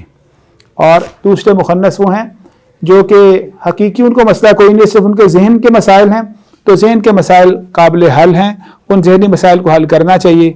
شیخ البانی رحمہ اللہ کا یہ قول ہے، وہ کہتے ہیں جو ذہنی مسائل ہیں، ذہنی مسائل کا علاج بھی ذہنی ہے۔ ذہنی مسائل کا علاج جو ہے وہ جسمانی نہیں، جسمانی مسائل کا جسمانی علاج ہے۔ جس کے ذہن کا مسئلہ ہے تو اس کو بتایا جائے، اس کو دین کی باتیں سمجھائی جائیں، اس کو بتایا جائے تمہاری حقیقت کیا ہے، اس صنفی حقیقت کی طرف پلٹو اور اس کے مطابق اپنی زندگی گزارو، اور باقی لوگوں کو اس کو عام کھلم کھلا چلتے پھرتے اس کو مذاق کا نشانہ بنانا، جو بھی یہ کام کرے گا وہ مجرم، وہ بھی مجرم ہے، اس میں بھی میں نے آپ کو بتایا حد ہے، 20 کوڑوں کی سزا ہے اس کے لیے، صحیح حدیث ہے بلی، لوگوں کو اس کو کہنا نہیں، یہ بات چاہیے۔ اب آخری نقطہ یہ رہ گیا کہ صنف کی پہچان کیسے ہوگی۔ صنف کی پہچان کے 4 ذریعے ہیں، کیونکہ ساری چیزیں شباہت ہو گئی یا تبدیلی ہو گئی۔ شباہت ناجائز ہے اور تبدیلی جنس کبھی جائز ہے۔ تبدیلی جنس کبھی جو ہے نا یہ شریعت کا مطالبہ ہے، اور ٹرانسجینڈر یعنی عملاً صنف تبدیل کر دیجیے، کبھی شریعت کہتی ہے ہو جائے اور کبھی شریعت کہتی ہے یہ ملعون کام ہے۔ تو دونوں میں مابین امتیاز کیا چیز ہے؟ ضابطہ کیا ہے؟ ضابطہ یہ والا ہے کہ کوئی انسان بھی اس بات پر قادر نہیں ہے کہ رب کریم نے اس کو جس صنف پر پیدا کیا اس کے متبادل اس کے مخالف ہو سکے، یہ ممکن نہیں ہے، ناممکن ہے۔ جو بندہ مرد پیدا ہوا اس سے زندگی پر مرد ہی رہے گا، اس کو 10 طرح عورتوں کے چیزیں پوری کر بھی لو وہ عورتوں والے کام کر ہی نہیں سکتا۔ یہ ایک واقعاتی حقیقت ہے، جو انسان اللہ نے اس کو مرد پیدا کیا وہ عورت نہیں بن سکتا، یہ ناممکن امر ہے، کیونکہ یہ صرف اعضاء کا معاملہ نہیں ہے، یہ جسم کے اندر، دماغ کے اندر، ذہن کے اندر احکام، پورا ایک نظام حیات ہی ہے، مردوں کا مستقل ہے، عورتوں کا مستقل ہے، دوسرے میں تبدیلی نہیں ہو سکتی۔ تو یہ بعض جگہ شریعت کا تقاضا ہے کہ یہ کرنا جائز نہیں، بلکہ شریعت کہتی ہے کہ صنفی تبدیلی کرواؤ۔ وہ کب ہے؟ اس شکل میں ہے جو انسان کی اصل صنف ہوگی، پہلے اصل صنف کو پہچانا جائے گا، اور اصل صنف تک واپس پلٹنا جو ہے یہ شریعت کا مطالبہ ہے، اس کو ہم صنفی تبدیلی نہیں کہیں گے، یہ تبدیلی نہیں بلکہ اصل حقیقت کی طرف پلٹنا ہے، اور یہ علاج ہے اور یہ دین کا تقاضا ہے۔ دوبارہ دیکھیے، مشابہت کی بھی 2 حیثیتیں ہیں، علاج کی بھی 2 حیثیتیں ہیں۔ مشابہت ایک وہ ہے جس کی گنجائش ہے، اگر ارادی ہوگی تو ملعون ہے، علاج ایک وہ ہے جو کہ دین کا مطالبہ ہے۔ تو دونوں کا معیار کیا ہے؟ دونوں کا میزان یہ ہے کہ وہ اصل صنفی حقیقت کیا ہے اس کی۔ صنفی حقیقتیں 3 نہیں ہیں، وہ 2 ہیں، اور 2 میں جو اس کی اصل صنفی حقیقت ہوگی اس طرف جو بندہ پلٹے گا اس کو اپنے علاج کروانا چاہیے۔ عام علاج اگر کروانے چاہیے، آنکھوں کا علاج ہے، ہاتھ بازو کا علاج ہے، تو صنفی کسی کو اگر مسائل ہیں، پیدائشی کو مسائل پیدا ہو گئے تو اس کو علاج کروانا چاہیے۔ تو لیکن اس کو صنفی تبدیلی نہیں کہتے، اس کو کہتے ہیں اصل حقیقت کی طرف واپسی۔ اور آپ کو بتایا یہ ناممکن ہے کہ کوئی انسان مرد ہو کر عورت بن جائے، بن نہیں سکتا۔ وہ جتنے ہمارے پاس اعلانات یا لوگوں کے بارے میں تاثر ملتے ہیں نا، فلاں کچھ تھا کچھ اور بن گیا، ایسے نہیں ہوتا۔ دراصل اس کو پہلے پہچاننے میں غلطی ہوئی ہوتی ہے، صحیح طرح اس کی پہچان یا اس کے حقائق کو پہچاننے میں غلطی ہوتی ہے۔ جو وہ اصل ہوتا ہے اگر وہ حقیقت میں عورت ہے تو وہ آخرکار عورت بن سکتا ہے، دین بھی کہتا ہے کہ وہ عورت بن جائے۔ تغییر لخلق اللہ دین میں ممنوع ہے، یہ تغییر لخلق اللہ تو نہیں ہے نا، یہ تو رجوع ہے الی الاصل ہے۔ تو جو رجوع الی الاصل ہے اس کا علاج ہونا چاہیے، اور اس کا معیار یہ ہوتا ہے کہ وہ بندہ جو ہے وہ اپنی اصل حقیقت کی طرف واپس آئے گا، اور اگر اس کی اصل حقیقت جو ہے وہ اس سے دوسری طرف جانا چاہے، وہ کر بھی لے تو وہ کبھی زندگی بھر کارآمد یہ چیز ناممکن ہوتی ہے۔ اور یہ نکاح کے بعد بھی بہت سی تفصیلات آپ کو خود بھی معلوم ہو جائیں گی۔ انسان کے بہت سے جسم کے جو اعمال ہیں وہ صرف اعضاء کے محتاج نہیں ہوتے، وہ بہت سے جذبات کے محتاج ہیں، انسانی دماغ کے بہت سی سوچوں کے محتاج ہے۔ جب ایک انسان میں وہ صنف کے جذبات ہی نہیں ہیں تو صرف اعضاء کے ذریعے کیسے دوسرے کو کام کر سکتا ہے؟ تو بہرحال تو بات آپ کو ذکر کی ہے کہ تغیر لخلق اللہ یا کہہ لیں یہ علاج مطالبہ بھی ہے اور یہ حرام بھی ہے. ان دونوں کا انحصار ہے اصل صنف کیا. اصل صنف کے بارے میں 2-4 باتیں واضح کر لیں کیونکہ یہ ساری جو بحث ہے یہ بحث کی 2-3 اصول ہیں, 2-3 بنیادی باتیں. پہلی بنیاد یہ ہے کہ صنفیں 2 ہیں اور دوسری بنیاد اصل صنف ہے کیا. جب وہ ہو گئی پھر اس کے بعد شبہات کی بحث آئے گی, اس کے بعد علاج کی بحث آئے گی. تو اصل صنف کو پہچاننے کے 4 ذرائع ہیں. ذریعہ نمبر 1 یہ ہے, پہلا ذریعہ استقرار حمل کے وقت ہے. استقرار حمل کے وقت اللہ کے نبی صلی اللہ علیہ وسلم سے سیدہ ام سلیم کا جو مکالمہ ہوا, اس مکالمے میں سیدہ ام سلیم نے کہا کہ کیا عورت کو بھی احتلام ہو جاتا ہے؟ اللہ کے نبی صلی اللہ علیہ وسلم نے کہا ہاں جی بالکل ہو جاتا ہے. پھر اللہ کے نبی نے کہا تو پھر مشابہت ورنہ کس بنا پر ہوتی ہے؟ مشابہت ہونے کی وجہ بھی تو یہی ہے نا. پھر آپ نے کہا کہ اذا علا ماء الرجل او کما قال صلی اللہ علیہ وسلم, نبی صلی اللہ علیہ وسلم نے کہا کہ جس کا پانی علا او سبق, جس کا پانی پہلے یا غالب ہو جاتے ہیں اوصاف اس کے مطابق ہوتے ہیں. تو اس کا مطلب یہ بلا ہوا کہ انسانی جسم کے جو اوصاف ہیں نا وہ اوصاف مرد اور عورت ماں باپ دونوں کی طرف سے آتے ہیں اور ان اوصاف میں ایک اہم صنف بھی ہے. تو میڈیکل سائنس بھی یہ بات کہتی ہے, یہ بات ہم میڈیکل سائنس سے پوچھیں تو ان کا موقف یہی ہے.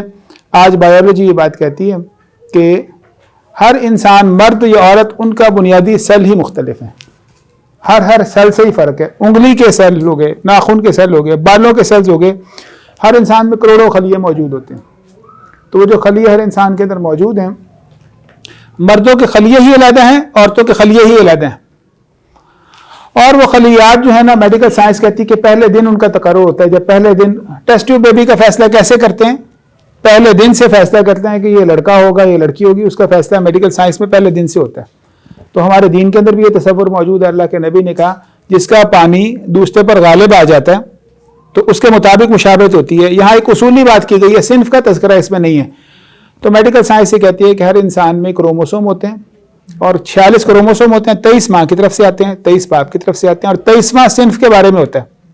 تو پہلے دن اس کا فیصلہ ہو جاتا ہے. یہاں پر اشارہ سے بات ثابت ہوتی ہے کہ اس کا فیصلہ کروموسوم کی بنا پر ہوتا ہے. اس کو کہتے ہیں کروموسومل سیکس, صنف کی بنا پر. آج ہم ڈاکٹروں کے پاس جائیں گے تو ڈاکٹر پہلے دن اس بات کا فیصلہ کرتے ہیں. یہ پتہ کرنا کہ یہ مشابہت ہے کہ یہ علاج ہے, اس کا فیصلہ لیب میں جا کر ہوگا.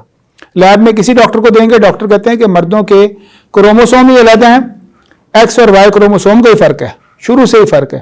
جب وہ شروع سے فرق ہے تو وہ انگلی سے بتا دیں گے کہ یہ مرد کی انگلی تھی کہ یہ عورت کی انگلی ہے. تو امام شیبانی کا جو میں نے آپ کو قول ذکر کیا نا کہ امام شیبانی نے کہا کہ ہر انسان میں ایک صنف موجود ہے, ہارے لحاظ سے وہ مبہم ہے, ایک وقت آئے گا ظاہر ہو جائے گی. تو وہ صنف موجود کو پہچاننے کا آج ذریعہ پیدا ہو چکا. وہ ذریعہ کیا ہے کہ کروموسوم کا ٹیسٹ ہوتا ہے. اس ٹیسٹ کا نام بھی میں نے اس میں لکھا ہے اپنی کتاب میں. اس ٹیسٹ کی بنا پر پہلے دن سے ماں کے پیٹ میں بچے کا ہی پتہ چل جاتا ہے کہ یہ مرد ہے کہ یہ عورت ہے. یہ پہلا مسئلہ ہے. دوسرا مسئلہ جو ہوتا ہے نا اس کو کہتے ہیں کروموسومل سیکس کا, وہاں سے صنف کا پتہ چلتا ہے اور ہر سیل میں فرق ہے اور میڈیکل سائنس ہی مانتی ہے. دوسرا مسئلہ اس کا یہ والا ہے 42ویں دن پہلا فیصلہ وہاں ہوا, اور 42ویں دن جب فرشتہ آتا ہے, آپ کو سیدنا حذیفہ بن اسید کی حدیث بتائی, 42ویں دن جب فرشتہ آ کر اس بات کا عملاً فیصلہ کرواتا ہے, اللہ تعالیٰ سے پوچھتا ہے اور صنف اس دن لکھی جاتی ہے. تو انسان یا جنین میں ماں کے پیٹ میں بچہ 42ویں دن اس کی صنف کا تعین ہوتا ہے, 120ویں دن اس کی روح پھونکی جاتی ہے. انسان میں جو روح پھونکی جاتی ہے نا وہ 120ویں دن ہے. بعض حدیث میں اس میں جو ہے وہ ظاہری ٹکراؤ پایا جاتا ہے. عبداللہ بن مسعود کی حدیث بھی ہے, صحیحین میں تفصیلات ہیں اور علماء کرام کے اقوال ہیں, لیکن میں نے اس موضوع پر تفصیلی جب کام کیا تو مجھے اندازہ ہوا کہ یہ بات متفقہ ہے, یقینی ہے. صنف کا فیصلہ 42ویں دن ہے اور روح کا فیصلہ 120ویں دن ہے. وہ دونوں طرح کی احادیث میں صنف کا تذکرہ 120ویں دن موجود نہیں ہے اور روح کا تذکرہ 42ویں دن موجود نہیں ہے. روح جب پھونکی جاتی ہے انسان میں 120ویں دن پھونکی جاتی ہے. اس سے پہلے ماں کے پیٹ میں اگر کوئی حرکت وغیرہ محسوس ہوتی ہے نا تو وہ ساری حرکت نباتی طبی خلیاتی حرکت ہوتی ہے, وہ انسانی حرکت نہیں ہوتی. انسانی حرکت روح کے بعد ہوتی ہے. تو دوسری صنف کا مطلب یہ ہو گیا, اس کو کہتے ہیں میڈیکل سائنس میں گونیڈ. 42ویں دن انسان مرد یا عورت میں گونیڈ وہ تشکیل پاتا ہے. گونیڈ اس کو کہتے ہیں غدہ تناسلیہ کو. غدہ تناسلی عربی میں کہہ لیں تو جنسی جو ہے نا وہ اس کے اندر جو چیزیں اور انٹرنل اس سے آرگن سارے بننا شروع ہوتے ہیں. تو صرف اعضاء بیرونی نہیں ہیں بلکہ اندرونی ہیں. اندرونی اعضاء 42 دن سے شروع ہوتے ہیں اور 5ویں مہینے تک بنتے رہتے ہیں. اس کتاب کے اندر سارے ڈاکٹرز کے اقوال موجود ہیں. اس میں 5ویں ہفتے تک بنتے رہتے ہیں اور 5ویں ہفتے سے لے کر جو ہے نا 5ویں مہینے تک اور 5ویں مہینے سے 9ویں مہینے تک اگلے 4 مہینے میں صرف اس کی مزید تکمیل ہوتی ہے، ورنہ مکمل انسان 5 مہینے کا بچہ جنین مکمل ہو چکا ہوتا ہے. تو گونیڈ کے ذریعے مرد ہوگا یا عورت ہوگی تو اس کے مطابق عورتوں کے اندرونی 5-6 اعضاء ہیں، مردوں کے 5-6 اندرونی اعضاء ہیں. ان دونوں ذرائع کو، جو پہلے دونوں ذرائع تھے 100 سال پہلے ہم نہیں پہچانتے تھے، یہ پچھلے 40-50 سال کی بات ہے. جو تیسرا ذریعہ ہے صنف کو پہچاننے کا، پہلا ہو گیا کروموسومل سیکس، استقرار حمل کے وقت کی، اس کے لیے بھی حدیث موجود ہے لیکن اس میں اشارہ ہے. دوسرا ہو گیا گونیڈ کی، گونیڈ کے حوالے سے جس میں اندرونی صنفی اعضاء سارے بننا شروع ہو جاتے ہیں، جیسے عورتوں میں موٹی سی بات ہے کہ رحم ہوتا ہے، ٹھیک ہے، اور مردوں میں بھی اس طرح کے اعضاء ہیں. تو آپ وہ سمجھتے ہیں 5-6 اعضاء دونوں طرف موجود ہیں. تیسرا جو مرحلہ ہے اسے کہتے ہیں جینیٹیلیا. جینیٹیلیا جو ولادت کے وقت ہم انسانوں کو جو نظر آتا ہے نا ظاہری اعضاء، جینیٹیلیا کسے کہیں گے؟ جو ظاہری اعضاء ہیں مردوں یا عورتوں کے، وہ بچپن میں بھی مکمل نہیں ہوتے، لیکن بچپن کے بعد جو ہے جب انسان بلوغت میں پہنچتا ہے تو اس کے بعد پھر اور بھی مزید چوتھا مرحلہ جو ہے نا بلوغت کے بعد ہے، اور بلوغت کے بعد اس میں صرف اعضاء ہی بعض اعضاء ان کا اضافہ ہوتا ہے، جیسے بال ہیں وہ پیدا ہوتے ہیں، عورتوں کو حیض آنا شروع ہوتا ہے، اس طرح مردوں میں داڑھی ہے. تو یہ بلوغت کے بعد کے مراحل ہیں، اور ساتھ ان کی رغبت میں اضافہ ہوتا ہے. وہ رغبت جو بچے میں 2 یا 3 سال کے بچے میں نہیں ہوتی، جس کی بنا پر آپ اندازہ کیجئے کہ اختلاط مرد و زن میں اللہ تعالیٰ نے اس بچے کو علیحدہ کیا ہے جس بچے کے اندر صنفی شعور نہیں ہے. کب؟ جب تک صنفی شعور پیدا نہ ہو جائے اس وقت تک وہ عورتوں کے ساتھ گھوم سکتا ہے. جس دن اس بچے کے اندر شعور آ گیا اس دن سے وہ اختلاط کی وجہ سے اس کو علیحدہ کر دیا گیا. پہلا مطلب کروموسومل سیکس کا ہے، اس کے بارے میں حدیث آپ کو ذکر کی جو اشارتاً ہے. دوسرا گونیڈ کا ہے. تیسرا جینیٹیلیا کا ہے. جینیٹیلیا کی جو بات ہے نا جی وہ صحابہ کرام کے پاس سے ملتی ہے. اللہ کے نبی سے ان تینوں کے بارے میں، پہلے 2 کے بارے میں ملتی ہے، تیسرے کے بارے میں رسول اللہ سے نہیں ملتی. تو وہ یہ ہے جینیٹیلیا کے بارے میں سیدنا علی کے پاس سے معاملہ آیا. تو یہ معاملہ بعض احادیث میں کہتے ہیں سیدنا عمر کے پاس بھی آیا تھا، بعض کہتے ہیں سیدنا عبداللہ بن عباس کے پاس آیا تھا، بعض کہتے ہیں اللہ کے نبی کا بھی فرمان ہے. لیکن یہ تینوں حدیثیں ضعیف ہیں، آثار ضعیف ہیں، موضوع ہیں. صحیح بات یہ بولی ہے جینیٹیلیا کے بارے میں یا اعضائے بول و براز کے بارے میں پہلا صحیح قول سیدنا علی کا. میں نے وہ سارے آثار یہاں لکھے ہیں. تو سیدنا علی نے یہ بات کہی کہ اس کو وراثت کس اعتبار سے دی جائے گی؟ جب وراثت کا مسئلہ پیش آیا تو اس کو وراثت اس اعتبار سے دی جائے گی جن اعضاء سے وہ پیشاب کرتا ہے. سیدنا علی کے بعد یہ بات تابعین میں گئی، تابعین سے پھر فقہائے کرام نے لی، اور امام ابو حنیفہ رحمہ اللہ یا باقی فقہائے کرام نے اس قول کو اختیار کیا. لیکن یہ ماضی کی باتیں ہیں. اس دور میں جب ان کے نئے ذرائع آ چکے، صنف کو پہچاننے کے نئے ذرائع آ چکے، اور میڈیکل سائنس اس پہ اسلام کی مخالفت بھی نہیں کر رہی، تو ہمیں ان ذرائع کو اختیار کر لینے میں حرج کوئی نہیں ہے. وہ ذرائع کون سے ہیں؟ ہر سیل کے اندر جب فرق موجود ہے مرد عورت کے، اور اس پر انحصار ہے شباہت کے احکام کا اور علاج کے احکام کا، اور اس کے مخالف ہو نہیں سکتا، تو اس کو پہلے دن سے اختیار کرنا چاہیے. تو عرب علماء کے فتاوی اس کتاب میں 15-20 علماء کے فتاوی کمیٹی کے فتاوی اس کتاب میں نے جمع کیے ہیں. وہ عرب علماء یہ بات کہتے ہیں کہ اس دور میں صنف کے بارے میں اللہ تعالیٰ نے قرآن کریم جو بات ہمیں کہی ہے نا فَاسْأَلُوا أَهْلَ الذِّكْرِ إِن كُنتُمْ لَا تَعْلَمُونَ. اہل الذکر کون ہیں؟ وہ کہتے ہیں اہل الذکر 2 ہیں. اہل الذکر صنف کی پہچان کے بارے میں، فقہ الواقع کے بارے میں میڈیکل ڈاکٹر ہے. اہل الذکر کون ہے؟ میڈیکل ڈاکٹر جو ہے وہ اہل الذکر ہے، جو فقہ الواقع بتائے گا، اور اس کے شرعی احکام کون آگے بتائے گا؟ وہ علماء فقہ الاحکام بتائیں گے. تو اہل الذکر 2 ہیں یہاں پر. تو یہ ساری بحث بالاجمال ایسے ہو گئی. اب باقی کچھ سوالات آپ کر لیں گے تو کچھ باتیں اور واضح ہوں گی. ہر چیز کے بارے میں ہر نقطہ ہی اس میں واضح ہے. تو یہ ان تفصیلات میں جو میں نے آپ کو خلاصہ بتایا تھا وہ یہ ہے کہ اگر کوئی بندہ حقیقتاً ان مسائل کا شکار ہے تو ان کے بارے میں دین میں مکمل تعلیمات موجود ہیں، اور جو ذہنی طور پر ان مسائل کا شکار ہے اس کے بارے میں پوری تعلیمات موجود ہیں. اس کو کہنا کیا ہے، اس کے بارے میں معاشرے میں تاثر کیا ہے، اس نے رویہ کیا اختیار کرنا ہے، تو مکمل احکام ہیں. تو اصل بحث جو ہے وہ ساری ہے کہ یہ ایک مفروضہ ہے، یہ ایک حقیقت ہے، اور مفروضے کو کوئی حیثیت حاصل نہیں ہے. جیسے بتایا مفروضے کو یہ بھی حیثیت نہیں ہے کہ کوئی بچہ اگر یہ بات کہے کہ میں ایم اے پاس ہوں تو اس کو ثابت کرنا پڑے گا.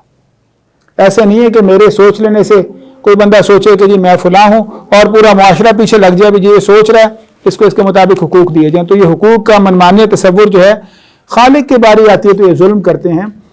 ان لوگوں کو چاہیے کہ عام معاشرے کی جب بات ہو رہی تب بھی یہی کام ہی کیا کریں. ایک بندہ کہے نا جی کہ میں نے پی ایچ ڈی کر لی ہوئی ہے تو اس کو پھر پی ایچ ڈی کی ڈگری دے دینی چاہیے. تو وہاں کیوں کرتے ہیں؟ وہاں کہتے ہیں جی سند دکھاؤ، کاغذ دکھاؤ، چیک کرو. تو اللہ تعالیٰ کے معاملہ جب آتا ہے تب کہتے ہیں جو جی میں آتا ہے ہم وہی کر لیں. تو یہ عجیب ہے، یہ ترقی، یہ حیثیت ہے ترقی کی. اور اس کے پیچھے انسانی حقوق کا جو نظریہ ہے، اس نظریے کی بنا پر یہ کام سارا ایسے آگے بڑھا ہے. اللہ تعالیٰ ہم سب کو دین کی سمجھ عطا فرمائے. آپ کے سامنے بعض جو سوالات ہیں یا بعض اقوال ہوں گے فقہا کے، اس کتاب میں تقریباً 200-250 اقوال موجود ہیں، تو آپ کو جا بجا اقوال سے تفصیلات مل جائے گی. تو یہ احادیث کے بھی حوالے سارے مل جائیں گے الحمدللہ. باقی سوالات انشاءاللہ اس کے بعد ہوں گے. زندگی شعور سے، الحکمہ انٹرنیشنل.